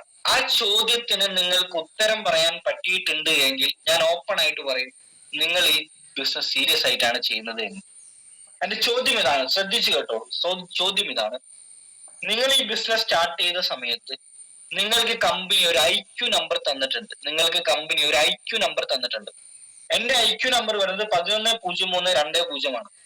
ഞാൻ ഇപ്പം നിങ്ങളോട് ചോദിച്ചു കഴിഞ്ഞാൽ നിങ്ങളെ മൊബൈൽ ഫോൺ നോക്കാതെ, നിങ്ങളുടെ കയ്യിലെ നോട്ട്ബുക്ക് നോക്കാതെ എത്ര ആളുകൾക്ക് കാണാപ്പാഠം നിങ്ങൾ IQ നമ്പർ പറയാൻ പറ്റും? നിങ്ങളോട് ചോദിച്ചു നോക്കുക. അപ്പൊ നിങ്ങൾക്ക് മനസ്സിലാവും നിങ്ങൾ ഈ ബിസിനസ് സീരിയസ് ആണോ അല്ലയോ എന്നുള്ളത്. വെറും ഒരു 6 അക്ക നമ്പറുള്ള, അല്ലെങ്കിൽ വെറും ഒരു 7 അക്ക നമ്പറുള്ള സ്വന്തം IQ നമ്പർ കുറെ ആളുകൾക്ക് അറിയാം, കുറെ ആളുകൾക്ക് അറിയില്ല. നമ്മളിപ്പോഴും ഈ ബിസിനസ്സിനെ എത്രത്തോളം സീരിയസ് ആയിട്ട് കാണുന്നു എന്നുള്ളത് നിങ്ങൾ മനസ്സിലാക്കുക. ഓക്കെ, ഞാൻ നേരത്തെ പറഞ്ഞു നിർത്തിയൊരു കാര്യമാണ്, നമുക്ക് മൂന്നാമതായിട്ട് വേണ്ടത് ഒരു ഡെസ്റ്റിനേഷൻ ആണ്, ഒരു ടാർഗറ്റ് ആണ്. ലോകത്ത് പലരും പരാജയപ്പെട്ടു പോണത് ശരിക്കും അവർക്ക് സ്വന്തമായിട്ട് ഒരു ടാർഗറ്റ് ഇല്ലാത്തത് കൊണ്ടാണ്. അതുകൊണ്ടാണ് അവർ ആവശ്യമായിട്ട് തോന്നാത്തത്. ഒരിക്കലും ഒരു വ്യക്തി, കുറച്ച് ഏജ്ഡ് ആയിട്ടുള്ള ഒരു 50-55 വയസ്സുള്ള ഒരു വ്യക്തി തൃശ്ശൂർ റെയിൽവേ സ്റ്റേഷനിൽ നിന്നും മംഗലാപുരത്തേക്ക് പോകാൻ വേണ്ടിയിട്ട് റെയിൽവേ സ്റ്റേഷനിലേക്ക് വന്നു. അദ്ദേഹം ഒരു ഓട്ടോയിൽ വന്നിട്ടാണ് ഇറങ്ങുന്നത്. അദ്ദേഹത്തിന്റെ കയ്യിൽ 2 ബാഗ് ഉണ്ട്, 2 ട്രോളി ബാഗ് ഉണ്ട്. അങ്ങനെ റെയിൽവേ സ്റ്റേഷനിൽ ഇറങ്ങിയിട്ട് 2ാമത്തെ പ്ലാറ്റ്ഫോമിലാണ് ആൾക്ക് ട്രെയിൻ നിർത്തുക. ആൾ 1ാമത്തെ പ്ലാറ്റ്ഫോമിലാണ് ഇറങ്ങിയത്. അങ്ങനെ ആൾ 1ാമത്തെ പ്ലാറ്റ്ഫോമിലൂടെ നടന്നു പോണ സമയത്ത് ആള് ഈ കയ്യിലുള്ള 2 ബാഗും വലിച്ചു നീട്ടിയിട്ട് പൊന്തിക്കാൻ പറ്റാതെയാണ് ആള് നീട്ടി കൊണ്ടുപോകുന്നത്. അങ്ങനെ പെട്ടെന്ന് 2ാമത്തെ പ്ലാറ്റ്ഫോമിൽ ഒരു ട്രെയിൻ വന്നിറങ്ങി. അപ്പൊ ആരോട് ചോദിച്ച സമയത്ത് പറഞ്ഞു അത് മംഗലാപുരത്തേക്ക് പോകുന്ന ട്രെയിനാണെന്ന് പറഞ്ഞു. മംഗലാപുരത്തേക്കാണ് മൂപ്പർക്ക് പോകേണ്ടത്. മൂപ്പര് ട്രെയിനാണെന്ന് മനസ്സിലായ സമയത്ത് മൂപ്പര് തന്റെ കയ്യിലുള്ള 2 ബാഗും, ഇതുവരെ പൊന്താതെ വലിച്ചു നീട്ടി കൊണ്ടുപോയ 2 ബാഗും, ആ 56-60 വയസ്സുള്ള അയാൾ 2 ബാഗും എടുത്തിങ്ങനെ പൊന്തിച്ചു പിടിച്ചൊരു ഒരൊറ്റ ഓട്ട സ്റ്റെപ്പിന്റെ മുകളിൽ കൂടി. സ്റ്റെപ്പിന്റെ മുകളിൽ കൂടി ഓടിയിട്ട് ആള് പെട്ടെന്ന് ട്രെയിനിൽ പോയി കയറി. ഇത്ര നേരം വലിച്ചയച്ച് വീട്ടിലേക്ക് പൊന്തുന്നില്ല എന്ന് മനസ്സിലാക്കി വലിച്ചയച്ച ഒരാൾ പെട്ടെന്ന് ട്രെയിൻ വന്ന സമയത്ത് അയാൾക്ക് എങ്ങനെ അത് പൊന്തിക്കാൻ പറ്റി എന്ന് ചോദിച്ചു കഴിഞ്ഞാൽ ഞാൻ പറയുന്ന കാര്യം അയാൾ ലക്ഷ്യം കണ്ടു എന്നുള്ളതാണ്. കാരണം അയാൾ ലക്ഷ്യം എന്ന് പറയുന്നത് ആ ട്രെയിനിൽ കയറണം എന്നുള്ളതാണ്. ലക്ഷ്യം കണ്ട സമയത്ത് ആൾക്കാൾ പണി എളുപ്പമായി. ഇതാണ് നിങ്ങൾക്കും ഫിസിക്കായിട്ടുള്ള പോരായ്മ. നിങ്ങൾ ഇതുവരെ നിങ്ങളെ ലക്ഷ്യം കണ്ടിട്ടില്ല. അതുകൊണ്ടാണ് നിങ്ങൾ മടി പിടിച്ചിട്ടും നിങ്ങൾ തോന്നുന്ന സമയത്ത് ഫിസിക്കാർഡ് ചെയ്യണത്. നിങ്ങൾ ഇതുവരെ ഈ ബിസിനസ്സിലൂടെയുള്ള നിങ്ങളെ ലക്ഷ്യസ്ഥാനം ഇതുവരെ കണ്ടിട്ടില്ല. ഡിയർ ഫ്രണ്ട്സ്, ഇന്ന് ഈ മീറ്റിംഗ് കഴിഞ്ഞാൽ ഉടനെ തന്നെ നിങ്ങളെ ലക്ഷ്യം എഴുതി വെക്കണം. എന്താണ് ഈ മാസം നിങ്ങളുടെ ടാർഗറ്റ്? എന്താണ് ഈ മാസം? നിങ്ങൾക്ക് ഇനി 3 ദിവസം കൂടി, അല്ലെങ്കിൽ 2 ദിവസം കൂടി ഉണ്ട്, അല്ലെങ്കിൽ 1 ദിവസം കൂടി ഉണ്ട്, അല്ലെങ്കിൽ അടുത്ത മാസം പുതിയൊരു മാസം നാളെ മുതൽ മറ്റന്നാൾ മുതൽ ഓപ്പൺ ആവാൻ വേണ്ടി പോവാണ്. ഒക്ടോബർ മാസത്തെ നിങ്ങളുടെ ടാർഗറ്റ് നിങ്ങൾ എഴുതി വെക്കണം. നിങ്ങൾക്ക് ഇന്ന റാങ്ക് അപ്ഡേറ്റ് ചെയ്യണം, നിങ്ങളുടെ ടീമിൽ ഇത്ര പുതിയ പാർട്ട്നേഴ്സിനെ കൊണ്ടുവരണം, ഇത്ര പോയിന്റ് വരുമാനം വായിക്കണം എനിക്ക് ഫിസിക്കാർഡ്. ഇതൊന്നും ഇല്ലാതെ, നിങ്ങളൊരു ഡെസ്റ്റിനേഷൻ പോലും ഇല്ലാതെ, ഇന്ന് ഗോളി പോസ്റ്റ് ഇല്ലാതെ ഫുട്ബോൾ കളിക്കുന്നത് പോലും, ബൗണ്ടറി ഇല്ലാതെ നിങ്ങൾ ക്രിക്കറ്റ് കളിക്കുന്നത് പോലെയുള്ള അവസ്ഥയാണ് നിങ്ങൾ ഓരോരുത്തരുടെയും. മാറണം. ഇനി ലക്ഷ്യങ്ങൾ വേണം, സ്വപ്നങ്ങൾ വേണം. എങ്ങനത്തെ സ്വപ്നങ്ങൾ? എന്തുകൊണ്ട് MA യൂസഫലി സാർ കോടീശ്വരനായി? എന്തുകൊണ്ട് മുകേഷ് അംബാനി കോടീശ്വരനായി? എന്തുകൊണ്ട് നമ്മൾ കോടീശ്വരനാവുന്നില്ല എന്ന് എന്നോട് ചോദിച്ചു കഴിഞ്ഞാൽ ഞാൻ പറയുന്ന കാര്യം, നമ്മളെക്കാൾ വലിയ സ്വപ്നമുള്ള ആളുകളാണ് അവർ. ഒരിക്കലും ഒരു നാട്ടിൽ ഒരു പുലി വിശന്ന് നടക്കുകയാണ്. ഭയങ്കര വിശപ്പാ പുലി ഇങ്ങനെ വിശന്ന് അലഞ്ഞ് നടക്കുകയാണ്. 2 ദിവസമായിട്ട് ഒരു ഭക്ഷണവും ഇല്ല. അങ്ങനെ പെട്ടെന്ന് 2 ദിവസത്തിന് ശേഷം പെട്ടെന്ന് ഒരു മാനിനെ കണ്ടു. ഭയങ്കര സന്തോഷമായി. കാരണം 2 ദിവസമായിട്ട് ഭക്ഷണമൊന്നുമില്ല, ഒരു മാനിനെ കിട്ടിയല്ലോ. ആ മാനിനെ പിടിക്കാൻ വേണ്ടിയിട്ട് പുലി ഭയങ്കരമായിട്ട് ഉടലോടോട്ടം. പക്ഷെ എത്ര ഓടിയിട്ടും ആ പുലിക്ക് അതിനെ കിട്ടുന്നില്ല. പുലിക്ക് മാനിനെ കിട്ടുന്നില്ല. അങ്ങനെ കുറെ ദൂരം ഓടിയ സമയത്ത് പുലി അവിടെ നിന്നു. പുലി നിൽക്കുന്ന സമയത്ത് മാനും അവിടെ നിന്നു. അങ്ങനെ പുലി മാനോട് ചോദിച്ചൊരു ചോദ്യം ഉണ്ട്, ഈ കാട്ടിലെ ഏറ്റവും വേഗതയേറിയ ജീവി ഞാനല്ലേ, എന്നിട്ട് എന്താണ് എനിക്ക് നിന്നെ പിടിക്കാൻ പറ്റാത്തത് എന്ന് ചോദിച്ച സമയത്ത് മാൻ പറഞ്ഞൊരു മറുപടി ഉണ്ട്. അതിങ്ങനെയാണ്: നീ എത്ര ഓടിയിട്ടും കാര്യമില്ല, നിനക്ക് എന്നെ പിടിക്കാൻ പറ്റൂല. അതെന്താണെന്ന് ചോദിച്ച സമയത്ത് മാൻ പറഞ്ഞത്, എടാ, നീ നിന്റെ ഭക്ഷണത്തിന് വേണ്ടിയിട്ടാണ് ഓടുന്നത്, ഞാൻ എന്റെ ജീവന് വേണ്ടിയിട്ടാണ് ഓടുന്നത്, നിന്റെ ലക്ഷ്യത്തെക്കാൾ വലുതാണ് എന്റെ ലക്ഷ്യം എന്നാ പറഞ്ഞത്. ലക്ഷ്യങ്ങൾ വളരെ ഇമ്പോർട്ടന്റ് ആണ്. നിങ്ങൾ ഇപ്പോഴും നാട്ടിൽ നിങ്ങളെ ഇടയിലുള്ള ആളുകളെ കുറ്റം പറയാനും കളിയാക്കാനും അതിനു വേണ്ടി നിങ്ങൾ സമയം കളയുന്ന സമയത്ത് MA യൂസഫലി സാർ അടുത്ത് ലുലുമാട് പണിയാനുള്ള കാര്യങ്ങൾ നടത്തിക്കൊണ്ടിരിക്കുകയാണ്. ഇന്നലത്തെ ഇന്റർവ്യൂവിൽ ആള് പറയുന്നുണ്ടായി, കൊച്ചിയിൽ വീണ്ടും ഏകദേശം 40 ഏക്കറോളം സ്ഥലത്ത് വീണ്ടും പുതിയൊരു ഹൈപ്പർ മാർക്കറ്റ് വരാൻ വേണ്ടി പോകുന്നു. ആള് നമ്മളെ നാട്ടിൽ ലുലു ഓപ്പൺ ചെയ്തിട്ട് 1-2 ആഴ്ച ആവണേ ഉള്ളൂ കോഴിക്കോട്. ആൾ അടുത്ത പണി തുടങ്ങി. നമ്മളിപ്പോഴും യൂസഫലി സാർ ഏറ്റവും വലിയ കോൺഫിഡന്റ് എന്താണെന്ന് എന്നോട് വെച്ചാൽ ഞാൻ പറയുന്ന കാര്യം, ആള് ഇപ്പം കോഴിക്കോട് ഓപ്പൺ ചെയ്ത ലുലു മാളിന്റെ എസ്റ്റിമേറ്റ് എടുത്ത സമയത്ത് അതിന്റെ ചെലവ് വരുന്നത് 800 കോടിയാണ്. ആ 800 കോടി ആള് ചെലവാക്കി 800 കോടി ആൾക്ക് ഇപ്പം നാളെ നടത്തുന്ന ലുലു മാൾ കൂടി തിരിച്ചു കിട്ടണമെങ്കിൽ മിനിമം ഏകദേശം 4 വർഷം എടുക്കുന്നതാണ് അദ്ദേഹം പറയുന്നത്. അതിൽ നിന്ന് ആൾക്ക് ഏതെങ്കിലും പ്രോഫിറ്റ് കിട്ടണമെന്നുണ്ടെങ്കിൽ. പക്ഷെ 4 വർഷം കാത്തിരിക്കാൻ ആര് തയ്യാറാണ്? യൂസഫലി സാർ തയ്യാറാണ്. നമ്മള് ബിസിനസ് സ്റ്റാർട്ട് ചെയ്തിട്ട് 1.5-2 മാസമായിട്ടേ ഉള്ളൂ ഇതിൽ മീറ്റിംഗിൽ ഇരിക്കുന്ന പലരും. ലക്ഷങ്ങൾ വേണം, കോടികൾ വേണം. ഇങ്ങനെയാണ് നിങ്ങൾ ഓരോരുത്തര്. നിങ്ങൾ ആ ചിന്താഗതി മാറ്റുന്നേ. ബിസിനസ് എന്ന് പറഞ്ഞു കഴിഞ്ഞാൽ തെങ്ങ് വെക്കണ പോലെ എന്നാ പറയാ. നമ്മളൊരു തേങ്ങ കുഴിച്ചിട്ട് കഴിഞ്ഞ് അതിന് വളമിട്ട് അതിന് വെള്ളം ഒഴിച്ച് അതൊരു തെങ്ങായി മാറെങ്കിൽ എത്ര സമയം എടുക്കും? മിനിമം 5 വർഷങ്ങൾ എടുക്കും. പക്ഷേ 5 വർഷത്തിന് ശേഷം ആ തെങ്ങിൽ നിന്ന് എത്ര തേങ്ങ കിട്ടും നിങ്ങൾക്ക് ഇപ്പൊ പ്രഡിക്റ്റ് ചെയ്യാൻ പറ്റില്ല. ചീര വെക്കരുത് എന്നാ പറയാ. ചീര വെക്കണത് പോലെ ബിസിനസ് ചെയ്യരുത് എന്നാ പറയാ. ചീര വെക്കുന്നത് പോലെ ബിസിനസ് ചെയ്താൽ 3 മാസത്തിനുള്ളിൽ നിങ്ങൾക്ക് ചീര വിളവെടുക്കാം. 3 മാസം കൊണ്ട് നിങ്ങൾക്ക് ഈ ബിസിനസ്സിലൂടെ വരുമാനം വാങ്ങിക്കാം. പക്ഷെ അതിനുശേഷം നിങ്ങൾക്ക് എന്തില്ല, ഈ ബിസിനസ് മുന്നോട്ട് കൊണ്ടുപോകാൻ പറ്റില്ല. ബിസിനസ് എന്ന് പറഞ്ഞാൽ സമയമെടുത്ത് ചെയ്യേണ്ട സാധനമാണ്. നമുക്കറിയാത്തൊരു മേഖലയിലേക്ക് ഇറങ്ങുന്നു, ആ മേഖലയെ പഠിക്കാൻ ശ്രമിക്കുന്നു. പല ആളുകളുടെയും പ്രശ്നം അതാണ്. ആവേശത്തിൽ പലതും പല തെറ്റായ രീതിയിൽ പ്രവർത്തിക്കും, തെറ്റായ രീതിയിൽ കാര്യങ്ങൾ ചെയ്യും. എല്ലാത്തിനും ഒരേ ഒരു വശങ്ങളുണ്ട്, എല്ലാത്തിനും ചെയ്യേണ്ട രീതികളുണ്ട്. നമ്മളെ ഏറ്റവും വലിയ പ്രോബ്ലം അതാണ്, നമ്മൾ കറക്റ്റ് ആയിട്ടല്ല ചെയ്യുന്നത്. ചെയ്യുന്ന കാര്യം നിങ്ങൾ കറക്റ്റ് ആക്കാൻ ശ്രമിച്ചോ ഡിയർ ഫ്രണ്ട്സ്. പലരുടെയും പ്രശ്നം ഇപ്പോഴും ദേഷ്യം, കുശുമ്പ്, അസൂയ. നമ്മളെ നാട്ടിൽ പണ്ട് കുടുംബശ്രീയിൽ ഇരിക്കുന്ന സമയത്ത് അല്ലെങ്കിൽ അയൽവാസികളുടെ കൂട്ടത്തിൽ ഇരിക്കുന്ന സമയത്ത് എന്തൊക്കെ കുറ്റങ്ങളാണോ പറഞ്ഞുകൊണ്ടിരിക്കുന്നത്, എന്തൊക്കെ വിഷയങ്ങളാണോ സംസാരിച്ചുകൊണ്ടിരിക്കുന്നത്, അതാണ് ഇപ്പോഴും ഫിസിക്കാളിൽ സംസാരിച്ചുകൊണ്ടിരിക്കുന്നത്. അവൻ അങ്ങനെയല്ല, ഇവൻ ഇങ്ങനെയല്ല, മറ്റുള്ള ഓരോരുത്തരെ കുറിച്ച് കുറ്റം പറഞ്ഞ് ദേഷ്യപ്പെട്ടുകൊണ്ടിരിക്കുകയാണ്. എന്തിനാ നമ്മളിവിടെ വന്നത്? ആ തോന്നൽ പോലും പലരോടും ഒന്ന് മാറ്റി നിങ്ങൾ വെറുതെ ചിന്തിച്ചു നോക്കി. നിങ്ങൾ ഈ ബിസിനസ് സ്റ്റാർട്ട് ചെയ്യാനുള്ള സാഹചര്യം എന്താണ്? പൈസക്കാണ് നിങ്ങൾ കൂടെ വന്നിട്ടുള്ളത്. ലോകത്ത് ഒരു മനുഷ്യന്റെ ജീവിതത്തിൽ ഏറ്റവും വലുത് പലരും ഒരു സമാധാനം കിട്ടണമെങ്കിൽ സ്നേഹം വേണം. സ്നേഹമാണ് അഖിലസാരം പോയി എന്ന് പലരും പറയും. ഞാൻ പറയും അതല്ല, സ്നേഹമല്ല. നിങ്ങളും പറയും അതല്ല. കാരണം ലോകത്ത് ഒരു മനുഷ്യന് കൂടുതൽ സമാധാനം കിട്ടണമെങ്കിൽ അത് പൈസ തന്നെ വേണം. പലരും പറയും പൈസ ഇന്ന് വരും നാളെ പോകും, ബന്ധങ്ങളാണ് ഏറ്റവും വലുത് എന്നൊക്കെ. ഈ മീറ്റിംഗിൽ ഇരിക്കുന്ന എല്ലാവർക്കും അറിയാം ബന്ധങ്ങളെക്കാൾ വലുത് പൈസ ഉണ്ടെങ്കിൽ ബന്ധങ്ങളൊക്കെ ഓട്ടോമാറ്റിക്കലി വന്നോളും. പൈസ ഇല്ലെങ്കിൽ ബന്ധങ്ങളൊക്കെ ഓട്ടോമാറ്റിക്കലി പിന്നോട്ട് പോകുന്നതായിരുന്നു നിങ്ങൾക്ക് നന്നായിട്ട് അറിയാം. ഒരു ലോണിന് വേണ്ടിയിട്ട് ബാങ്ക് കയറി ഇറങ്ങുന്ന സമയത്ത് മനസ്സിലാവും പൈസയുടെ വില എന്താണെന്നുള്ളത്.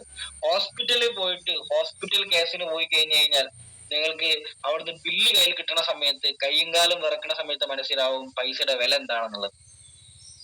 നമ്മളൊക്കെ കാലഘട്ടത്തിനനുസരിച്ച് മാറിക്കൊണ്ടിരിക്കുകയാണ്. ലോകം മൊത്തം വളരെ വേഗത്തിൽ സഞ്ചരിച്ചുകൊണ്ടിരിക്കുകയാണ് അല്ലെ? മുമ്പൊക്കെ നമ്മൾ പറയുന്ന ഒരു ചൊല്ലുണ്ടായിരുന്നു, എല്ലുമുറിയെ പണിയെടുത്താൽ പല്ലുമുറിയെ തിന്നാം. ഇന്ന് അങ്ങനെയാണോ? ഇന്ന് എല്ലുമുറിയെ പണിയെടുക്കുന്ന ആളുകളാണോ പല്ലുമുറിയെ തിന്നോണ്ടിരിക്കുന്നത്? അല്ല, കാലഘട്ടത്തിനനുസരിച്ച് മാറി ജീവിക്കുന്ന ആളുകളാണ്. മുമ്പ് നമ്മളൊരു കഥ കേട്ടിട്ടുണ്ടായിരുന്നു. ഒരു കാക്ക വെള്ളം കുടിക്കാൻ വേണ്ടി ഒരു കുടത്തിന്റെ മുകളിൽ ചെന്നിരിക്കും. വെള്ളം കുടിച്ചുകൊണ്ടിരിക്കുന്ന സമയത്ത് പിന്നെ അതിൽ വെള്ളം കിട്ടാത്ത അവസ്ഥയാവും. അങ്ങനെ അതൊരു കല്ലിട്ട് വെള്ളത്തിന് കുടത്തിൽ കല്ലിട്ട് വെള്ളം പൊന്തിച്ചിട്ട് വെള്ളം കുടിച്ചൊരു കഥ നമ്മളെല്ലാവരും ചെറിയ കുട്ടികളെ ബുക്കിൽ നിന്നും അല്ലെ നമ്മളൊക്കെ കേട്ടിട്ടുണ്ട്. ഇന്ന് ആ സെയിം കഥ നിങ്ങൾ ഗൂഗിളിൽ സെർച്ച് ചെയ്ത് നോക്കിയിട്ടുണ്ടെങ്കിൽ ഡ്രോ വെച്ച് വെള്ളം കുടിക്കുന്ന കാക്കന്റെ ഫോട്ടോ നിങ്ങൾക്ക് കാണാം. അതായത് കാലഘട്ടം അത്രയും അപ്ഡേറ്റഡ് ആയി എന്ന് തെളിയിക്കുന്നതാണ്. കാലഘട്ടം അത്രയും അപ്ഡേറ്റഡ് ആയി. നമ്മളൊക്കെ ആദ്യം കറണ്ട് ബിൽ അടച്ചത് KCBയിൽ പോയിട്ട് വരി എന്നിട്ടാണ്. ഇന്ന് ഫോൺ പേ, ഗൂഗിൾ പേ നിങ്ങൾക്ക് കറണ്ട് ബിൽ അടക്കാം. നമ്മളൊക്കെ പണ്ട് റീചാർജ് ചെയ്തത് കൂപ്പൺ ചുരണ്ടിയിട്ടായിരുന്നു. ഇന്ന് ഫോൺ പേ, ഗൂഗിൾ പേ നിങ്ങൾക്ക് റീചാർജ് ചെയ്യാം. ഇന്ന് 1ാം ക്ലാസ് മുതൽ അംഗനവാടി വരെ, നഴ്സറി വരെ, മദ്രസ് വരെ ഓൺലൈനിൽ പഠിപ്പിച്ചിട്ടുണ്ടായിരുന്നു. നിക്കാഹ്, കല്യാണം വരെ ഓൺലൈനിൽ ചെയ്തിട്ടുണ്ടായിരുന്നു. ഇന്നൊരു തെങ്ങ് കയറ്റക്കാരൻ നിങ്ങൾക്ക് ഓൺലൈനിൽ കിട്ടും. അത്രയും കാലഘട്ടം ടെക്നോളജി മാറി. സിമ്പിൾ ആയിട്ട് ഒരു ഉദാഹരണം പറയാം. അതായത് നമ്മുടെ നാട്ടിൽ ഇന്ന് കൂടുതൽ ആളുകളും ഡെവലപ്മെന്റ് ആയി എന്ന് നിങ്ങൾക്ക്, അല്ലെങ്കിൽ കാലഘട്ടം എത്രത്തോളം ചേഞ്ചസ് ആയി എന്നുള്ളത് ഞാനൊരു ഉദാഹരണം പറയാം. നമ്മള് വീട്ടില് ഇപ്പം ഈ പഴയ സാധനങ്ങൾ, പഴയ കുപ്പി, പഴയ പാട്ട, പഴയ പേപ്പറൊക്കെ പെറുക്കാൻ വരുന്ന ആളുകളില്ലേ, സ്ക്രാപ്പിന്റെ പരിപാടി. ഇന്ന് കൊട്ട എന്ന് പറയുന്ന ഒരു ആപ്പ്. നിങ്ങൾ ഗൂഗിളിൽ കയറിയിട്ട് പ്ലേ സ്റ്റോറിൽ കയറിയിട്ട് നിങ്ങൾ സെർച്ച് ചെയ്താൽ കൊട്ട എന്ന് പറയുന്ന നിങ്ങൾക്ക് ഒരു ആപ്പ് കിട്ടും. അത് ആരതാണെന്ന് വെച്ച് കഴിഞ്ഞാൽ ഈ സ്ക്രാപ്പിന്റെ പരിപാടി ഇല്ലേ, നമ്മളെ വീട്ടിൽ പഴയ കുപ്പി, പഴയ പാട്ട, പഴയ പേപ്പറൊക്കെ പെറുക്കാൻ വരുന്ന ആളുകൾ, അവരെ ആപ്പാണ്. നിങ്ങളെ വീട്ടിൽ പഴയ സാധനങ്ങൾ, പഴയ കുപ്പി, പഴയ പാട്ട, പഴയ പേപ്പർ പോലത്തെ സാധനങ്ങൾ ഉണ്ടെങ്കിൽ അതിന്റെ ഫോട്ടോ എടുത്ത് നിങ്ങൾ ആ ആപ്പിൽ ഇട്ടുകൊടുത്ത് നിങ്ങളെ വീടും അഡ്രസ്സും പിൻകോഡും നിങ്ങൾ കൊടുക്കുകയാണെങ്കിൽ അവര് നിങ്ങളെ വീട്ടിൽ വന്ന് ആ സാധനം എടുത്തുകൊണ്ട് പോകും. ആ തൂക്കത്തിന്റെ പൈസയും തരും. അവര് വരെ കാലഘട്ടത്തിനനുസരിച്ച് മാറി. നിങ്ങൾ ഇപ്പോഴും ഇതുവരെ മാറിയിട്ടില്ല. നിങ്ങൾക്ക് ഇതുവരെ മനസ്സിലായിട്ടുണ്ടോ എന്ന് എനിക്കറിയില്ല. ജീവിതത്തിൽ ഏറ്റവും വലുത് പണമാണ്, അല്ലാതെ നിങ്ങളെ ഈഗോയോ കോംപ്ലക്സോ ഇതൊന്നും അല്ല എന്നുള്ളത് നിങ്ങൾക്ക് ഇതുവരെ മനസ്സിലായിട്ടില്ല പല ആളുകൾ. എന്തിനോ ആരോടൊക്കെ ഇപ്പോഴും ലീഡേഴ്സിനോട് ഇപ്പോഴും നിങ്ങളെ സഹായിക്കാൻ വന്ന ലീഡേഴ്സിനോടും ഇപ്പോഴും ദേഷ്യപ്പെട്ടുകൊണ്ടിരിക്കുന്നു, ചൂടായിക്കൊണ്ടിരിക്കുന്നു. നിങ്ങളെ പഴയ സ്വഭാവം മാറ്റാൻ നിങ്ങൾ ഇതുവരെ റെഡി. ഞാൻ പറയാം, എന്റെ പഴയ സ്വഭാവം വെച്ച് ഞാൻ ഫിസിക്കാട് ഞാൻ എവിടെ എത്തില്ല.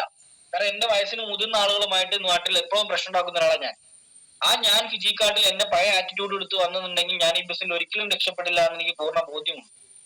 സ്വഭാവം മാറ്റണം. മുമ്പൊരു എപ്പോഴും ചൂടാവുന്ന, എല്ലാത്തിനും പ്രശ്നം കാണുന്ന ആളുകളോട് ഞാനൊരു ഉദാഹരണം പറഞ്ഞുതരാം. മുമ്പ് ഒരു നാട്ടിൽ ഒരു പയ്യനുണ്ടായിരുന്നു. വളരെ ചെറിയ പ്രായം മാത്രമേ ഉള്ളൂ. 7ാം ക്ലാസ്സിൽ പഠിക്കുന്ന ഒരു പയ്യനാണ്. ആ പയ്യന് ഭയങ്കര ദേഷ്യമാണ്. എല്ലാവരോടും ഭയങ്കരമായിട്ട് ദേഷ്യപ്പെടും. അങ്ങനെ നാട്ടിലും എല്ലാവരോടും ദേഷ്യപ്പെടും, കമ്പനിക്കാരുടെ കൂടെയും ദേഷ്യപ്പെടും, വീട്ടിലും ദേഷ്യപ്പെടും. വീട്ടിലൊക്കെ ദേഷ്യപ്പിടിക്കുന്ന സമയത്ത് ഓരോ സാധനം എറിഞ്ഞു പൊട്ടിക്കും. കമ്പനിക്കാരുടെ കൂടെ കളിക്കാൻ പോകുന്ന സമയത്തൊക്കെ ഭയങ്കര ദേഷ്യം. അതുകൊണ്ട് തന്നെ ഇവനെ അധികം ആളുകൾ അടുപ്പിക്കില്ല. അപ്പൊ അധികം ആളും അടുപ്പിക്കുന്നില്ല എന്ന് തോന്നിയ സമയത്ത് ഇവന്റെ അച്ഛനോട് സങ്കടം പറഞ്ഞു. അപ്പം അച്ഛൻ അവനോട് പറഞ്ഞു, നീ നിന്റെ ദേഷ്യം കൺട്രോൾ ചെയ്യുന്നു പറഞ്ഞു. അപ്പൊ എനിക്ക് എന്റെ ദേഷ്യം കൺട്രോൾ ചെയ്യാൻ പറ്റുന്നില്ല എന്ന് അവൻ അച്ഛനോട് മറുപടി പറഞ്ഞു. അപ്പൊ അച്ഛൻ പറഞ്ഞു, അങ്ങനെയാണെങ്കിൽ ഞാൻ നിനക്ക് അതിനൊരു സൊല്യൂഷൻ പറഞ്ഞുതരാം. അച്ഛൻ അവന്റെ കയ്യിൽ കുറച്ച് ആണി കൊടുത്തിട്ട് പറഞ്ഞു, നിനക്ക് ദേഷ്യം വരുന്ന സമയത്ത് നമ്മളെ മതിലിൽ പോയിട്ട് നീ ഓരോരോ ആണി അടിക്കണം എന്ന് പറഞ്ഞു. അങ്ങനെ ആദ്യത്തെ ദിവസം തന്നെ ഈ പയ്യൻ 38 ആണി അടിച്ചു. 38 തവണ ആ പയ്യൻ ആ ദിവസം ദേഷ്യം വന്നു. 38 ആണി അടിച്ചു. രണ്ടാമത്തെ ദിവസം അത് 35 മൂന്നാമത്തെ ദിവസം അത് 30 അങ്ങനെ ഒരു 10-15 ദിവസം കൊണ്ട് ഈ പയ്യന് ദേഷ്യം കൺട്രോൾ ചെയ്യാൻ പറ്റി. പക്ഷെ ഒരുപാട് ആണി അടിച്ചു. 100-400 ആണികൾ ആ പയ്യൻ അടിച്ചു. അങ്ങനെ കുറച്ച് ദിവസം കഴിഞ്ഞ സമയത്ത് ആ പയ്യൻ അച്ഛനടുത്ത് വന്നിട്ട് പറഞ്ഞു, അച്ഛൻ എനിക്ക് ഇപ്പം കുറച്ചൊക്കെ ദേഷ്യം കൺട്രോൾ ചെയ്യാൻ പറ്റുന്നുണ്ട്. ഞാൻ ആദ്യം അടിച്ച ആണിയുടെ കൗണ്ട് അല്ല, രണ്ടാം ദിവസം ഇങ്ങനെ കുറഞ്ഞു വന്നു. അപ്പൊ എനിക്ക് തോന്നി എന്റെ ദേഷ്യം കൺട്രോൾ ചെയ്യാൻ പറ്റുന്നുണ്ട്, ഇപ്പൊ എനിക്ക് കൂൾ മൈൻഡ് ആയിട്ട് മുന്നോട്ട് പോകാൻ പറ്റുന്നുണ്ട് എന്ന് പറഞ്ഞു. അപ്പൊ അച്ഛൻ പറഞ്ഞു, അങ്ങനെയാണെങ്കിൽ ഞാൻ ഒരു കാര്യം ചെയ്യും, നീ കൂളാണ് എന്ന് നിനക്ക് തോന്നുന്ന സമയം, നിനക്ക് ദേഷ്യമില്ല എന്ന് നിനക്ക് തോന്നുന്ന സമയം, നിനക്ക് നിന്നെ കൺട്രോൾ ചെയ്യാൻ പറ്റുന്നുണ്ട് എന്ന് നിനക്ക് തോന്നുന്ന സമയം നീ എന്ത് ചെയ്യും? നീ അടിച്ച ഓരോ ആണികളും പറിച്ചെടുക്കുന്നു പറഞ്ഞു. അങ്ങനെ ആ പയ്യൻ ആ പണി തുടങ്ങി. അവന് ഓരോ നേരം ഇരിക്കുന്ന സമയത്ത്, ഫ്രീ ആയിട്ട് ഇരിക്കുന്ന സമയത്ത് ഓരോരോ ആണിയായിട്ട് പറിച്ചെടുക്കാൻ തുടങ്ങി. അങ്ങനെ കുറച്ച് ദിവസങ്ങൾക്ക് ശേഷം ആ ആണി മൊത്തം പറിച്ചെടുത്തിട്ട് അച്ഛന് കൊണ്ടു കൊടുത്തു. അച്ഛൻ ഞാൻ മൊത്തം ആണിയും പറിച്ചു എന്ന് പറഞ്ഞു. അങ്ങനെ അച്ഛൻ അവനെയും കൂട്ടിയിട്ട് ആ ആണിയും കയ്യിലെടുത്തിട്ട് ആ മതിലിനടുത്ത് പോയിട്ട് അച്ഛൻ അവനോട് പറഞ്ഞു, നീ ഇപ്പം കൂളാണ്, നീ നിന്റെ ദേഷ്യമെല്ലാം മാറ്റി ഇപ്പം ഫ്രീ മൈൻഡിൽ ജീവിക്കുന്നുണ്ട്. പക്ഷെ നീ അന്ന് അടിച്ച ആണിയൊക്കെ പറിച്ചെടുത്ത സമയത്ത് അവിടെ ഡോൾസ് വന്ന് നീ കണ്ടോ? ഇതേപോലെയാണ് നീ ഓരോരുത്തരോടും ദേഷ്യപ്പെട്ട് സംസാരിക്കുന്ന സമയത്ത് നീ അവരെ മനസ്സിൽ ഉണ്ടാക്കുന്നത്. അത് നിനക്ക് മാറ്റിയെടുക്കാൻ പറ്റില്ല. അതൊരു വിള്ളല് തന്നെയാണ്. അതുകൊണ്ട് തന്നെ നീ വാക്കുകൾ പറയുന്ന സമയത്തും നിങ്ങൾ സംസാരിക്കുന്ന സമയത്തും നിങ്ങൾ ഓരോരുത്തരെ കുറ്റങ്ങൾ പറയുന്ന സമയത്തും നിങ്ങൾ മനസ്സിലാക്കേണ്ട കാര്യം, ഇത് നമുക്ക് തിരിച്ചെടുക്കാൻ പറ്റില്ല. നമ്മുടെ ടീമിൽ പല ആളുകളുടെയും പ്രശ്നം അതാണ്. നമ്മൾ എന്തിനാണ് ഈ ബിസിനസ്സിലേക്ക് വന്നത് എന്നുള്ള ബോധം നമുക്കില്ല. ഇപ്പോഴും ആളുകളെ കുറിച്ച് കുറ്റം പറയാനും ആളുകളെ കളിയാക്കാനും ഇതിനാണ് നമ്മൾ ഇപ്പോഴും സമയം കണ്ടെത്തിക്കൊണ്ടിരിക്കുന്നത്. അത് മാറണം ഡിയർ ഫ്രണ്ട്സ്. നിങ്ങളെ സ്നേഹിക്കുന്ന, നിങ്ങളെ ഇഷ്ടപ്പെടുന്ന ഒരു കൂട്ടം ജനതയെ നിങ്ങൾ ഉണ്ടാക്കിയെടുക്കും. ഒരിക്കല് ഞാൻ എൻ്റെ ടീമിൽ നടന്നൊരു കഥ പറഞ്ഞു. എൻ്റെ ടീമിൽ 2 ലീഡേഴ്സ്, ഞങ്ങള് കോഴിക്കോട് ഒരു സെയിൽസ് മാനേജർ അബോ മീറ്റ് കഴിഞ്ഞിട്ട് ഞങ്ങൾ 3 പേരും വീട്ടിലേക്ക് തിരിച്ചു പോവാണ്. എൻ്റെ കാറിലാണ് പോണത്. അപ്പൊ അന്ന് സെയിൽസ് മാനേജർ അബോ മീറ്റിന് വന്നിട്ടുണ്ടായിരുന്നു ഒന്ന് രഞ്ജുലാൽ സാറ്, ഒന്ന് അതുൽ സാറ്, ഒന്ന് റിജിൽ സാറ്, വിപിൻ സാറുണ്ട്. 4 പേരാണ് മൂസിൻ സാർ, 5 പേരാണ് മീറ്റിങ്ങിന് വന്നിട്ടുണ്ടായിരുന്നത്. അപ്പം അന്ന് ഞാൻ മീറ്റിംഗ് കഴിഞ്ഞ് ഞങ്ങൾ 3 പേര് പോണ സമയത്ത് എൻ്റെ ഒരു ടീമിലുള്ള ഒരു പാർട്ണർ, എൻ്റെ ലീഡർ എന്നോട് ചോദിച്ച ചോദ്യം ഇതാണ്, രഞ്ജുലാൽ സാറും റിജിൽ സാറും അതുൽ സാറൊക്കെ പറയുന്നത് എമ്മ പവറാണ്, രോമാഞ്ചം വരുന്നു, മോട്ടിവേഷൻ വന്ന് രോമാഞ്ചം വന്നു എന്ന് പറഞ്ഞു. ഇവരൊക്കെ പറയുന്നത് എന്തും ഭയങ്കര മോട്ടിവേഷൻ, ഇവരൊക്കെ എന്ത് പറഞ്ഞാലും മോട്ടിവേഷൻ ആണെന്ന് പറഞ്ഞു. അപ്പൊ ആ സമയത്ത് ഞാൻ അവരോട് പറഞ്ഞൊരു മറുപടി ഉണ്ട്, അതാണ് എനിക്ക് നിങ്ങളോടും പറയാനുള്ളത്. അതായത് രഞ്ജുലാൽ സാറും റിജിൽ സാറൊക്കെ പറയുന്നത് നിങ്ങൾക്കൊരു മോട്ടിവേഷൻ ആയിട്ട് തോന്നിയിട്ടുണ്ട് എങ്കിൽ, നിങ്ങൾക്ക് അതൊരു ഭയങ്കര ഇൻസ്പിറേഷൻ ആയിട്ട് തോന്നുന്നുണ്ട് എങ്കിൽ, നിങ്ങൾക്ക് മനസ്സിലാക്കാൻ പറ്റുന്ന ഒരു കാര്യം ഞാൻ പറയാം. നിങ്ങൾക്ക് ഇഷ്ടമുള്ള ആളുകൾ എന്ത് കാര്യം പറഞ്ഞാലും നിങ്ങൾക്ക് അത് ഭയങ്കര മോട്ടിവേഷൻ ആയിരിക്കും. എന്നാൽ നിങ്ങൾക്ക് ഇഷ്ടമില്ലാത്ത ആളുകൾ നിങ്ങളോട് എന്ത് മോട്ടിവേഷൻ പറഞ്ഞാലും നിങ്ങൾ വിചാരിക്കാതെ നിങ്ങൾ നന്നാവാതിരിക്കാൻ വേണ്ടി പറയുന്നതാണ്. ഇതാണ് നമ്മളുടെ പലരും പ്രശ്നം. അതിന് നമ്മളെ എല്ലാ ആളുകളും ഇഷ്ടപ്പെടണം. അല്ലെങ്കിൽ നമ്മളെല്ലാ ആളുകളും ഇഷ്ടപ്പെടണം എന്നുണ്ടെങ്കിൽ നമ്മൾ ആദ്യം അവരെ ഇഷ്ടപ്പെടണം. നിങ്ങളാണ് ആദ്യം മനസ്സിലായത്. നമ്മൾ എന്താണോ കൊടുക്കുന്നതാണ് നമുക്ക് തിരിച്ചു കിട്ടുള്ളൂ. നിങ്ങൾക്ക് ഫിജിക്കാട്ട് എന്ന് പറഞ്ഞ കൺസെപ്റ്റിൽ നിങ്ങൾ വിജയിക്കുകയാണോ പരാജയപ്പെടുകയാണോ എന്ന് നിങ്ങൾക്ക് മനസ്സിലാകാൻ വേണ്ടി ഞാനൊരു ടൂൾ പറഞ്ഞുതരാം. ഒന്ന് ഇങ്ങനെയാണ്, നിങ്ങളുടെ ടീമിലുള്ള ആളുകൾ, നിങ്ങൾ ഈ ബിസിനസ്സിലേക്ക് കൊണ്ടുവന്ന ആളുകൾ, നിങ്ങളുടെ ടീമിലുള്ള ആളുകൾ എന്ന് മുതൽ നിങ്ങളെ പോലെ ആവണമെന്ന് ചിന്തിച്ചു തുടങ്ങുന്നുവോ അന്ന് മുതൽ നിങ്ങൾ ഈ ബിസിനസ്സിൽ വിജയിച്ചു തുടങ്ങുന്നു എന്നാണ് നിങ്ങൾ ചിന്തിക്കേണ്ടത്. ഇനി നിങ്ങളുടെ ടീമിൽ, അതായത് പലരും പറഞ്ഞല്ലേ എനിക്ക് ആ ലീഡറെ പോലെ ആവണം, ആ ലീഡർ സംസാരിക്കുന്ന പോലെ സംസാരിക്കണം, ആ ലീഡർ സെയിൽ എടുക്കണം, ആ ലീഡറെ കൂടെ കുറച്ചു നേരം ഇരുന്ന് സംസാരിക്കണം, അങ്ങനെയൊക്കെ നിങ്ങളുടെ ടീം പറയുന്നുണ്ട് എങ്കിൽ നിങ്ങൾ ഈ ബിസിനസ്സിൽ വിജയിക്കുന്നുണ്ട് എന്നാണ് സൂചന. ഇനി അതല്ല, നിങ്ങളെ ടീമിലുള്ള ആളുകൾ നിങ്ങളെ പോലെ ആവരുത് എന്നാണ് പറയുന്നത്. അയാൾ ഫോൺ വിളിച്ചാൽ എടുക്കൂല, ഫോൺ വിളിച്ചാൽ എടുക്കൂല, ഈ ആ ഒരു മീറ്റിങ്ങിന് വിളിച്ചാൽ വരില്ല, ഒരു വർക്കിന് വരില്ല. എങ്ങനെ ഈ നിങ്ങളുടെ ടീമിലുള്ള ആളുകൾ നിങ്ങളെ കുറിച്ച് നിങ്ങളെ പോലെ ആവരുത് എന്നാണ് പറയുന്നതെങ്കിൽ നിങ്ങൾ ഈ ബിസിനസ്സിൽ പരാജയപ്പെടുന്നു എന്നാണ് സൂചന. ഇതാണ് നിങ്ങൾ വിജയിക്കുന്നുണ്ടോ നിങ്ങൾ പരാജയപ്പെടുന്നുണ്ടോ എന്ന് എന്നോട് ചോദിച്ചു കഴിഞ്ഞാൽ എനിക്ക് പറയാൻ പറ്റിയ ഏറ്റവും വലിയ സൂചന എന്ന് പറയുന്നത്. ഫ്രണ്ട്സ്, കാലഘട്ടം വളരെ വേഗത്തിൽ സഞ്ചരിച്ചുകൊണ്ടിരിക്കുകയാണ്. ഫിജിക്കാർട്ട് ഏറ്റവും വലിയ മാറ്റത്തിൽ വേഗതയിലൂടെ പോയിക്കൊണ്ടിരിക്കുകയാണ്. വലിയൊരു ചേഞ്ചസിലൂടെ നമ്മളെ കമ്പനി വളർന്നുകൊണ്ടിരിക്കുകയാണ്. നമുക്ക് മാത്രം ചേഞ്ചസ് വരുന്നില്ല എങ്കിൽ നമ്മളെ കുറിച്ച് ആലോചിച്ച് പ്ലാനിങ് ചെയ്ത് മറ്റൊരു തീരുമാനമെടുക്കേണ്ട സമയം അതിക്രമിച്ചു കഴിഞ്ഞിരിക്കും. പലരുടെയും പ്രശ്നം അതാണ്. സ്വന്തം വീട്ടിൽ നിന്നും സ്വന്തം നാട്ടിൽ നിന്നും പുറത്തിറങ്ങാൻ നിങ്ങൾക്കാർക്കും പറ്റുന്നില്ല, മടിയാണ്. നിങ്ങൾക്കാർക്കും പറ്റണില്ല. ഞാനിപ്പം നിലവിൽ ഞാൻ ഈ മീറ്റിംഗ് അറ്റൻഡ് ചെയ്തുകൊണ്ടിരിക്കുന്നത് ഞാൻ പാലക്കാട് ജില്ലയിൽ മലപ്പുറം ജില്ലയിൽ പെരിന്തൽമണ്ണ എന്ന് പറഞ്ഞ സ്ഥലത്ത് ഒരു ഹോട്ടലിൽ വെച്ചിട്ടാണ് ഞാനിപ്പം ഈ പ്രോഗ്രാം അറ്റൻഡ് ചെയ്യുന്നത്. എന്റെ വീട്ടിൽ നിന്നും ഏകദേശം 115 കിലോമീറ്റർ ഉണ്ട് ഈ പെരിന്തൽമണ്ണ എന്ന് പറഞ്ഞ സ്ഥലത്ത്. ഞാൻ മനസ്സിലാക്കിയാലും നമ്മളെ നാട്ടിൽ നിന്ന് ഒരുത്തൻ പ്രവാസിയായിട്ട് പോയിട്ട് 12 മണിക്കൂർ 14 മണിക്കൂർ രാവില്ല ഓണില്ലാത്ത രീതിയിൽ ജോലി ചെയ്യുന്നത് കൊണ്ടാണ് അയാൾ വരുമാനം വാങ്ങിക്കുന്നത്. സ്വന്തം വീട്ടിൽ നിന്നും സ്വന്തം നാട്ടിൽ നിന്നും ഇരുന്ന് ഇന്നേ ഒരുത്തരും കോടീശ്വരനായിട്ടില്ല. പുറത്തേക്ക് ഇറങ്ങണം. 20 കിലോമീറ്റർ യാത്ര ചെയ്തൊരു BOP അറ്റൻഡ് ചെയ്യാൻ മടിയുള്ള ആളുകളാണ് നമ്മളിൽ പല ആളുകളും. 20 കിലോമീറ്റർ മാത്രം ദൂരം യാത്ര ചെയ്തിട്ട് പിന്നെ എങ്ങനെയാണ് നമ്മുടെ ജീവിതത്തിൽ വലിയ അച്ചീവ്മെന്റ്സ് ഉണ്ടാവുക? വലിയ ചോദ്യചിഹ്നമാണ്. നമ്മുടെ ജീവിതത്തിൽ വലിയ അച്ചീവ്മെന്റ്സ് എങ്ങനെ ഉണ്ടാവും? ഞാൻ നേരത്തെ പറഞ്ഞിട്ടുണ്ടായിരുന്നില്ലേ നിങ്ങളോട്, ഞാൻ ഫിജിക്കാർട്ട് സ്റ്റാർട്ട് ചെയ്ത സമയത്ത് എന്റെ നാട്ടിൽ എന്നെ ഏറ്റവും കൂടുതൽ വിളിച്ച പേര് ലിറ്റിൽ ബോബി, ബോബി കുട്ട, ബോബിയുടെ ഞാടിക്കഷായം, കുക്കറി ആസി, ബോബി സാറ്, പിന്നെ ശരീരവും എന്റെ തലയും വെച്ച് നാട്ടിൽ ട്രോളുകൾ ഇറങ്ങി. ഇങ്ങനെയൊക്കെ കുറെ പ്രോബ്ലംസുകൾ ഫേസ് ചെയ്ത ഒരാളാണ് ഞാൻ. ശരിക്കും എനിക്ക് പിന്നെ നിങ്ങളോട് പറയാനുള്ള കാര്യം, ഞാൻ അവർക്കൊക്കെ എനിക്ക് നിങ്ങളോട് പറയാനുള്ള കാര്യം, ഞാൻ അവർക്കൊക്കെ റിപ്ലൈ കൊടുത്തത് നാവ് കൊണ്ടല്ല, പ്രവൃത്തി കൊണ്ടായിരുന്നു. കാരണം നാവ് കൊണ്ട് റിപ്ലൈ കൊടുത്തിട്ട് കാര്യമില്ല, കാരണം അതിന് പ്രസക്തി ഇല്ല. ഫിജിക്കാർട്ട്.com എന്ന് പറഞ്ഞ കമ്പനി ഒരു 2 കൊല്ലങ്ങൾക്ക് മുമ്പേ, അതായത് എനിക്ക് ഈ ഇൻസിഡന്റ് സംഭവിച്ചതിന്റെ, ഞാൻ ഈ ബിസിനസ് സ്റ്റാർട്ട് ചെയ്തത് 2 കൊല്ലങ്ങൾക്ക് ശേഷം ഒരു മീറ്റിംഗ് വിളിക്കുകയുണ്ടായി. അത് ഫോഗ് റിസോർട്ട് മൂന്നാർ എന്ന് പറയുന്ന റിസോർട്ടിൽ വെച്ചിട്ടാണ് മീറ്റിംഗ് വിളിച്ചിട്ടുണ്ടായിരുന്നത്. അന്ന് 10 ലക്ഷത്തോളം ആളുകൾ ബിസിനസ് ചെയ്യുന്ന ഫിജിക്കാർട്ട്.com എന്ന് പറയുന്ന കോൺസെപ്റ്റിൽ ഏറ്റവും കൂടുതൽ വരുമാനം വാങ്ങിക്കുന്ന 74 ആളുകളെയാണ് കമ്പനി ക്ഷണിച്ചിട്ടുണ്ടായിരുന്നത്. വെറും 74 ആളുകളെ മാത്രം. എന്നെയും ക്ഷണിച്ചു, ഞാനും അവിടെ പോയി. ഞാൻ അവിടെ 2 ദിവസം താമസിച്ചു. 2 ദിവസം അവിടെ ഞാൻ പ്രോഗ്രാം അറ്റൻഡ് ചെയ്തു. അവിടെ ഞാൻ 2 ദിവസം കഴിഞ്ഞ് ഇടുക്കി ചുരം ഇറങ്ങുന്ന സമയത്ത് എന്നെ കളിയാക്കിയ പലരുടെയും മുഖം എന്റെ മനസ്സിൽ ഓർമ്മ വന്ന നിമിഷം എന്താണെന്ന് എന്നോട് ചോദിച്ചു കഴിഞ്ഞാൽ ഞാൻ പറയുന്നത് ഇങ്ങനെയാണ്.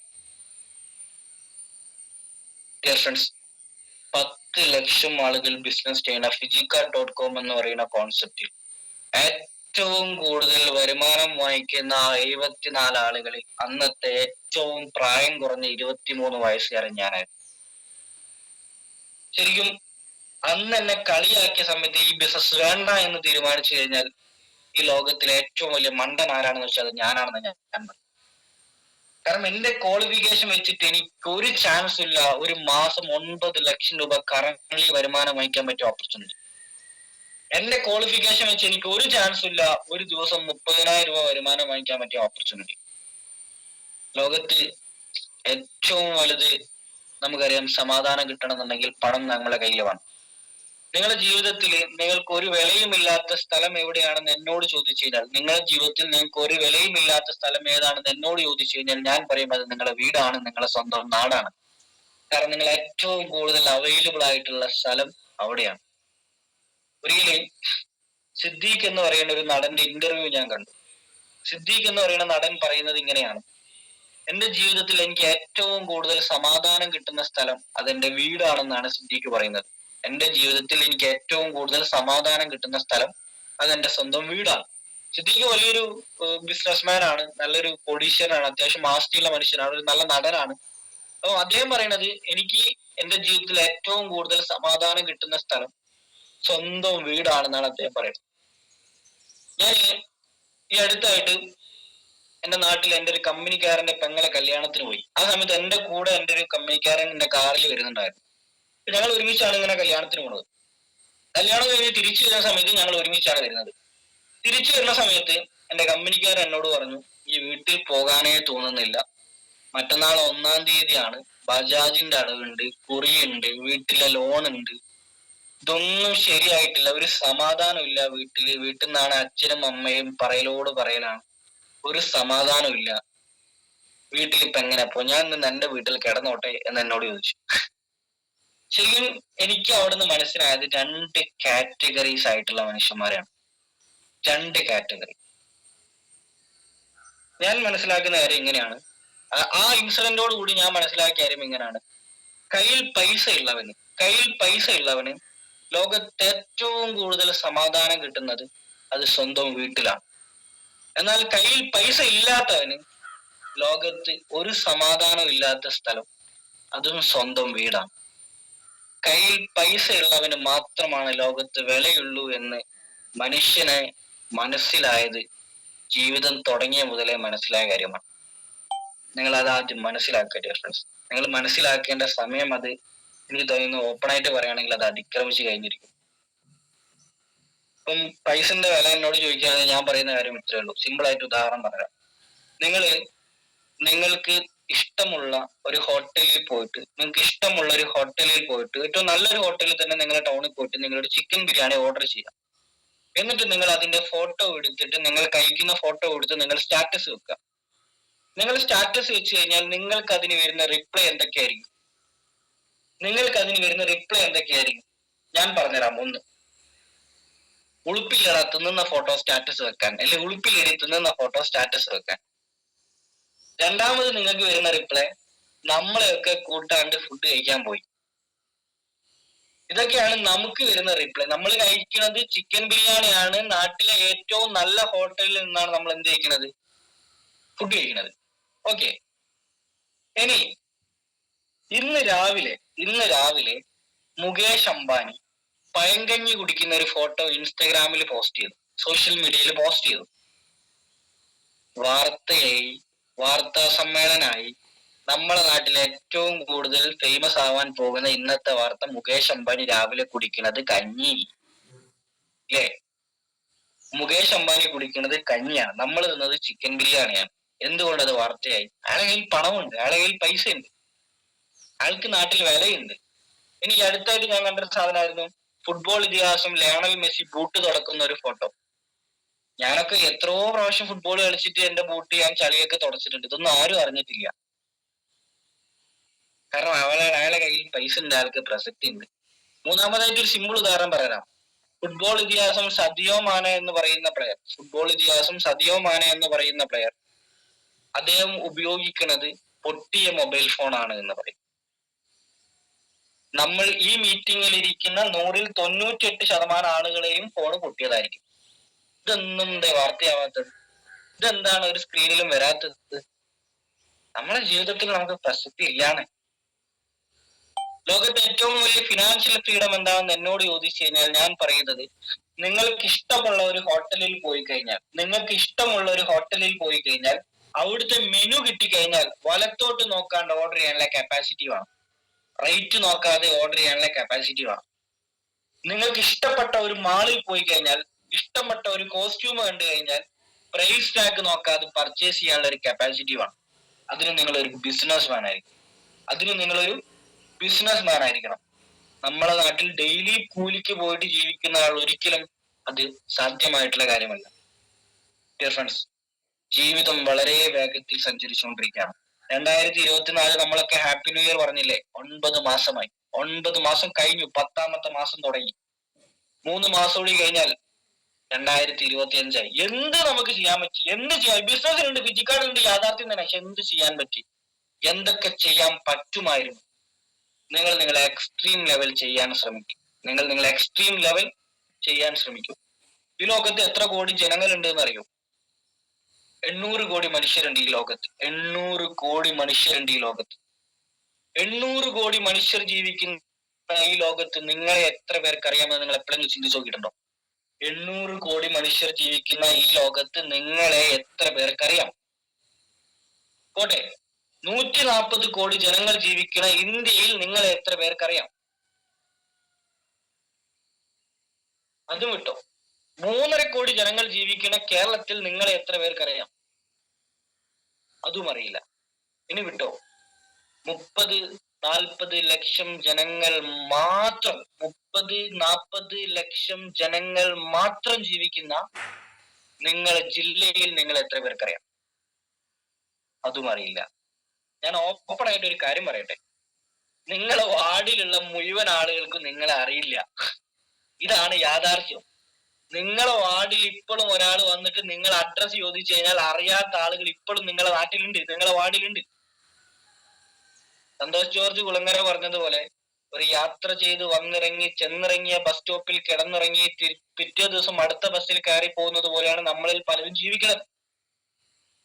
ആർക്കോ വേണ്ടി ജനിച്ചു, എന്തിനോ വേണ്ടി പണിയെടുത്തു, ആർക്കോ വേണ്ടി ജീവിച്ചു, അവസാനം മരണത്തിന്റെ ബസ് വരുന്ന സമയത്ത് അതിൽ കയറി പോവാണ്. ഫ്രണ്ട്സ്, ജീവിതം എന്ന് പറയുന്നത് 3 പേജുള്ള ഒരു ബുക്കാണ്. അതിൽ ആദ്യത്തെ പേജിലും അവസാനത്തെ പേജിലും ഓൾറെഡി എഴുതി വെച്ചിട്ടുണ്ട്. ആദ്യത്തേത് ജനനം, അവസാനത്തേത് മരണം. നടുവിലത്തെ പേജിൽ എന്ത് എഴുതണമെന്ന് തീരുമാനിക്കേണ്ടത് നമ്മളാണ്, നാട്ടുകാരല്ല. നമ്മളാണ്. നമ്മൾ തീരുമാനിക്കണം. അവിടെ പണക്കാരനായിട്ട് മരിക്കണോ, പാവപ്പെട്ടവനായിട്ട് മരിക്കണോ, കടക്കാരനായിട്ട് മരിക്കണോ, വീട്ടിൽ ദാരിദ്ര്യം ഉണ്ടാക്കി മരിക്കണോ, മക്കൾക്ക് കഷ്ടപ്പാടുണ്ടാക്കി മരിക്കണോ എന്ന് നമ്മൾ തീരുമാനിക്കണം. ഒരു മനുഷ്യന്റെ ആയുസ് എത്രയാണെന്ന് എന്നോട് ചോദിച്ചു കഴിഞ്ഞാൽ ഞാൻ പറയും 36,500 ദിവസം മാത്രമേ ഒരു മനുഷ്യൻ ആയുസ്. 36,500 ദിവസം. 365 നിങ്ങൾ 100 കാൽക്കുലേറ്റ് ചെയ്യുകയാണെങ്കിൽ 36,500 ദിവസം. അത് 100 സെഞ്ചുറി അടിക്കുന്ന ആളുകൾക്ക് പറഞ്ഞതാണ്. നമ്മളെ നാട്ടിൽ ഇപ്പൊ 100 അടിക്കുന്ന ആളുകളൊന്നും ഇല്ല. ഇപ്പൊ എല്ലാവരും 80-70 ഔട്ട് ആവുകയാണ്. അപ്പൊ ഒരു മനുഷ്യന് എത്ര ആയുസ് ഉണ്ടാവും? അതിന്റെ പകുതിയോളം നിങ്ങൾ കിടന്നുറങ്ങുകയാണ്. എനിക്ക് നിങ്ങളോട് പറയണ്ടേ, നമ്മളെ ജീവിതത്തിൽ പകുതിയിലധികം നമ്മൾ ജീവിച്ചു. ഇനി കുറച്ച് സമയം മാത്രമേ ഉള്ളൂ. ചുരുങ്ങിയ സമയം കൊണ്ട് നമ്മുടെ ജീവിതത്തിൽ പല സ്വപ്നങ്ങളും നേടിയെടുക്കേണ്ട ആവശ്യകതയുണ്ട്. അതിന് കിട്ടിയ ഏറ്റവും വലിയൊരു ഓപ്പർച്യൂണിറ്റി എന്താണെന്ന് എന്നോട് ചോദിച്ചാൽ ഞാൻ പറയും അത് നിങ്ങൾക്ക് കിട്ടിയത് ഫിജി കാർഡാണ്. നേരത്തെ പറഞ്ഞൊരു കാര്യമുണ്ടല്ലോ, നിങ്ങൾക്ക് ഭാഗ്യമില്ല, നിങ്ങൾക്ക് തലവരയില്ല എന്നൊക്കെ നിങ്ങൾക്ക് തോന്നുന്നുണ്ട് എങ്കിൽ അതിനൊരു ഉത്തരം കൂടി ഞാൻ പറഞ്ഞിട്ട് എന്റെ സെക്ഷൻ ഞാൻ വൈൻഡപ്പ് ചെയ്യും. ഫിജി കാർഡ് എന്ന് പറഞ്ഞ കോൺസെപ്റ്റിൽ ഇന്ന് 11 ലക്ഷം ആളുകൾ ബിസിനസ് ചെയ്യുന്നുണ്ട്. 11 ലക്ഷം ആളുകൾ ബിസിനസ് ചെയ്യുന്നുണ്ട്. 11 വേണ്ട, 10 ലക്ഷം എടുത്തോളൂ. 10 ലക്ഷം ആളുകൾ ഇന്ന് ഫിജി കാർഡ് എന്ന് പറഞ്ഞ കോൺസെപ്റ്റിൽ ബിസിനസ് ചെയ്യുന്നുണ്ട്. 142 കോടി ജനങ്ങളുള്ള ഇന്ത്യയിലാണ് നമ്മൾ ജീവിക്കുന്നത്. 142 കോടി ജനങ്ങളുള്ള ഇന്ത്യയിലാണ് ഫിജി കാർഡിന് ലീഗലി ആയിട്ട് മൂവ് ചെയ്തുകൊണ്ടിരിക്കുന്നത്. അവിടെ വെറും 10 ലക്ഷം ജനങ്ങൾ മാത്രമാണ് ഫിജി കാർഡ് ചെയ്തുകൊണ്ടിരിക്കുന്നത്. 140 കോടിന്റെ 1% എത്രയാണെന്ന് എന്നോട് ചോദിച്ചു കഴിഞ്ഞാൽ ഞാൻ പറയാം അത് 14 കോടിയാണ്. 14 കോടിന്റെ 1% എത്രയാണെന്ന് എന്നോട് ചോദിച്ചു കഴിഞ്ഞാൽ 14 ലക്ഷമാണ്. അതിലും താഴത്താണ് 10 ലക്ഷം വരുന്നത്. അതായത് 140 കോടി ജനങ്ങൾ ജീവിക്കുന്ന ഇന്ത്യയിൽ വെറും 10 ലക്ഷം ജനങ്ങൾക്ക് മാത്രം കിട്ടിയ ഒരു അവസരം. അതിൽ ഒന്ന് നിങ്ങളല്ലേ? അതിൽ കിട്ടിയതിൽ ഒരവസരം നിങ്ങൾക്കല്ലേ കിട്ടിയത്? അപ്പൊ നിങ്ങൾക്ക് ഭാഗ്യമില്ലേ? ഭാഗ്യമുണ്ട്. പക്ഷെ നമ്മൾ അതിന്റെ ഭാഗ്യത്തെ കുറിച്ച് മാത്രം നമ്മൾ ചിന്തിക്കുന്നില്ല. നമ്മൾ നമ്മളെ പ്രശ്നങ്ങളെ കുറിച്ച് മാത്രമേ ചിന്തിക്കുന്നുള്ളൂ. നമ്മുടെ ജീവിതത്തിൽ എന്തൊക്കെ പ്രശ്നങ്ങളാണ് നടക്കുന്നത്? നമുക്ക് അപ്പുറത്തെ വീട്ടിൽ കറണ്ട് ഉണ്ടോ? അല്ലെങ്കിൽ നമ്മളെ വീട്ടിൽ കറണ്ട് ഇല്ല എന്നാ അപ്പുറം വെച്ചാൽ അവിടെ കറണ്ട് ഉണ്ടോ? അവിടെ കറണ്ട് ഇല്ല എന്നാ സമാധാനമാണ്. ഇതാണ് നമ്മളെ പ്രശ്നം.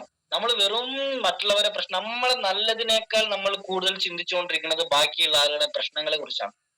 ആ ചിന്താഗതി മാറ്റണം ഡിയർ ഫ്രണ്ട്സ്, മാറ്റണം. ജീവിതത്തിൽ എന്ത് പ്രശ്നങ്ങൾ വരുന്നോ അതിന് സൊല്യൂഷൻ ഉണ്ട്. ആ സൊല്യൂഷന് വേണ്ടി ചിന്തിച്ചു കഴിഞ്ഞാൽ നിങ്ങൾക്ക് സൊല്യൂഷൻ കിട്ടും. ഞാൻ അവസാനമായിട്ട് ഒരു കഥ പറഞ്ഞുകൊണ്ട് ഞാൻ എന്റെ സെക്ഷൻ വൈൻഡപ്പ് ചെയ്യും. ആ കഥ ഇങ്ങനെയാണ്. ഒരു നാട്ടില് 70-75 വയസ്സിൽ ഒരു വൃദ്ധനുണ്ടായിരുന്നു. ആ വൃദ്ധന് ഒരു മകനുണ്ടായിരുന്നു.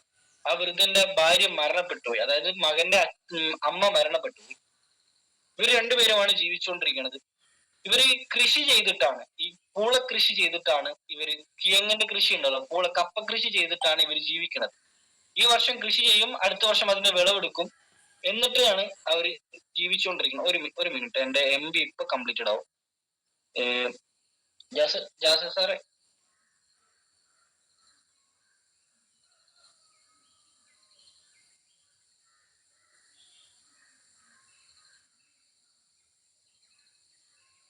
ആരാണോ ഹോസ്റ്റ്? ജാസിർ എന്ന് പറയുന്ന ഒരു ID. ഞാൻ തന്നെയാണ് ഹോസ്റ്റ്. ഇപ്പൊ എന്നുള്ളത് ഹാൻഡ് റൈസ് പെട്ടെന്ന് ഹാൻഡ് റൈസ് ചെയ്തോ.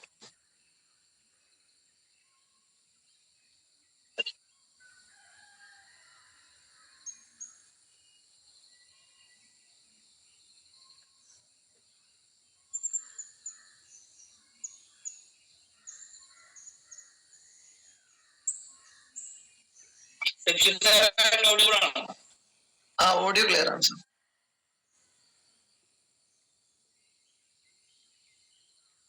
ഓക്കെ. ഞാൻ പറഞ്ഞു വന്നൊരു ഈ കഥയോട് കഴിഞ്ഞ് ഞാൻ സെക്ഷൻ വൈൻഡപ്പ് ചെയ്യും. അതായത് ഒരു നാട്ടിലൊരു അച്ഛനും മകനും ഉണ്ടായിരുന്നു. അച്ഛന് നല്ല പ്രായമുണ്ട്, വൃദ്ധനാണ്. അച്ഛനൊരു മകനാണ്. ഭാര്യ മരണപ്പെട്ടു, അതായത് മകന്റെ അമ്മ മരണപ്പെട്ടു. ഇവരെ വരുമാനം എന്ന് പറയുന്നത് കപ്പ കൃഷിയാണ്, പൂള കൃഷിയാണ്. ഇവര് എല്ലാ വർഷവും പൂള കൃഷി ചെയ്യും. പിറ്റേ വർഷം അതിന്റെ വിളവെടുക്കും. ആ വിളവെടുത്ത വരുമാനം കൊണ്ട് ആ വർഷം ജീവിക്കും. അങ്ങനെയാണ് ഇവർ ജീവിതം മുന്നോട്ട് കൊണ്ടുപോയിക്കൊണ്ടിരുന്നത്. അങ്ങനെ കുറച്ചു കാലങ്ങൾക്ക് ശേഷം എന്തോ ഒരു കള്ളക്കേസിൽ മകനെ പോലീസ് പിടിച്ചുകൊണ്ടുപോയി. അങ്ങനെ 2 വർഷം കഴിഞ്ഞു. 2 വർഷം കഴിഞ്ഞ സമയത്ത് അച്ഛൻ മകനൊരു കത്തയച്ചു. കാരണം മകനെ ഇതുവരെ 2 വർഷമായിട്ട് വിട്ടിട്ടില്ല. അച്ഛൻ മകന് കത്തയച്ചു. കത്തിൽ ഇങ്ങനെയാണുള്ളത്: എടാ, നമ്മൾ അവസാനം വിളവെടുത്ത വരുമാനം കൊണ്ടാണ് ഞാൻ ഈ 2 വർഷം ജീവിച്ചത്. കയ്യിലുള്ള പൈസയൊക്കെ തീർന്നു. നമ്മളെ പാടമാകെ വരണ്ട് കിടക്കുകയാണ്. ഇപ്പം സീസണാണ്, നമുക്ക് കൃഷി ചെയ്യാൻ പറ്റുന്ന കാലാവസ്ഥയാണ്, സിറ്റുവേഷൻ ആണ്. അച്ഛന് തൂമ്പ പിടിക്കാൻ പോലും, കൈക്കോട്ട് പിടിക്കാൻ പോലും വയ്യ. നീ കൂടി ഉണ്ടായിരുന്നെങ്കിൽ, കാരണം ഇവരാണ് പിന്നെ പാടം കിളച്ചു കൊടുക്കുക. അച്ഛനാണ് ആ കുളകൃഷിയുടെ കൊമ്പ് നടുക. അപ്പം കിളച്ചു കൊടുക്കാൻ ആരെങ്കിലും ഒരാൾ വേണം. അപ്പൊ മകനാണത് ചെയ്യാറ്. അപ്പം അച്ഛൻ കത്തെഴുതി ഇങ്ങനെയാണ്: നീയും കൂടെ ഉണ്ടായിരുന്നു എങ്കിൽ നമുക്ക് ആ കൃഷി ചെയ്യാമായിരുന്നു. കാരണം പാടത്ത് ഒക്കെ വരണ്ട് കിടക്കാണ്, ഇപ്പൊ സീസൺ ആണെന്ന് പറഞ്ഞു. വളരെ സങ്കടത്തോട് കൂടിയിട്ടാണ് മകൻ ആ കത്ത് വായിക്കുന്നത്. അങ്ങനെ മകൻ അച്ഛന് തിരിച്ചു കത്തെഴുതി. അച്ഛൻ എന്ത് മണ്ടത്തരമാണ് പറയുന്നത്?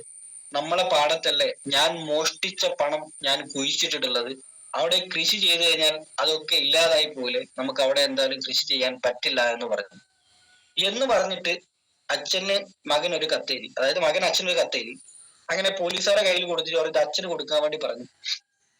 പോലീസുകാർ നല്ല സ്വഭാവമുള്ള ആളുകളായതുകൊണ്ട് അവർ ആ കത്ത് തുറന്ന് വായിച്ചു നോക്കിയ സമയത്ത് അവർക്ക് മനസ്സിലായി അവൻ മോഷ്ടിച്ച പണം എവിടെയുള്ളത്?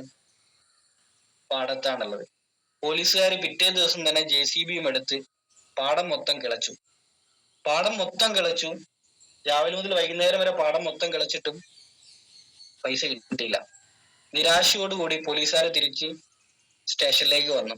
പോലീസുകാർ വന്ന് കണ്ട മകൻ അച്ഛന് വീണ്ടും ഒരു കത്തെഴുതി: അച്ഛ, ഞാൻ എന്റെ ജോലി ചെയ്തിട്ടുണ്ട്, അച്ഛന്റെ ജോലി തുടർന്നോളൂ. ശരിക്കും നിങ്ങൾ മനസ്സിലാക്കേണ്ട കാര്യം എന്താണ്? നിങ്ങൾ എവിടെ ഇരിക്കുന്നോ, ഏത് സിറ്റുവേഷനിൽ ഇരിക്കുന്നോ എന്നും മാറ്റർ അല്ല, നിങ്ങൾക്ക് എന്ത് ചെയ്യാൻ പറ്റും എന്നുള്ളതാണ്. എല്ലാ പ്രശ്നങ്ങൾക്കും സൊല്യൂഷൻ ഉണ്ട്. സൊല്യൂഷനെ കുറിച്ച് കണ്ടാൽ മാത്രം. എന്തായാലും ഇന്നത്തെ ഒരു ദിവസം എനിക്ക് ചാൻസ് തന്ന ടീം ഒളിമ്പ്യനും, അതുപോലെ തന്നെ ഇന്നത്തെ ഈ ഒരു മീറ്റിംഗിൽ ഏകദേശം 1 മണിക്കൂറോളം എന്റെ വാക്കുകൾ കേട്ടിരുന്ന നിങ്ങൾക്കും എന്റെ ഭാഗത്തുനിന്ന് വലിയൊരു നന്ദി അറിയിക്കുകയാണ്.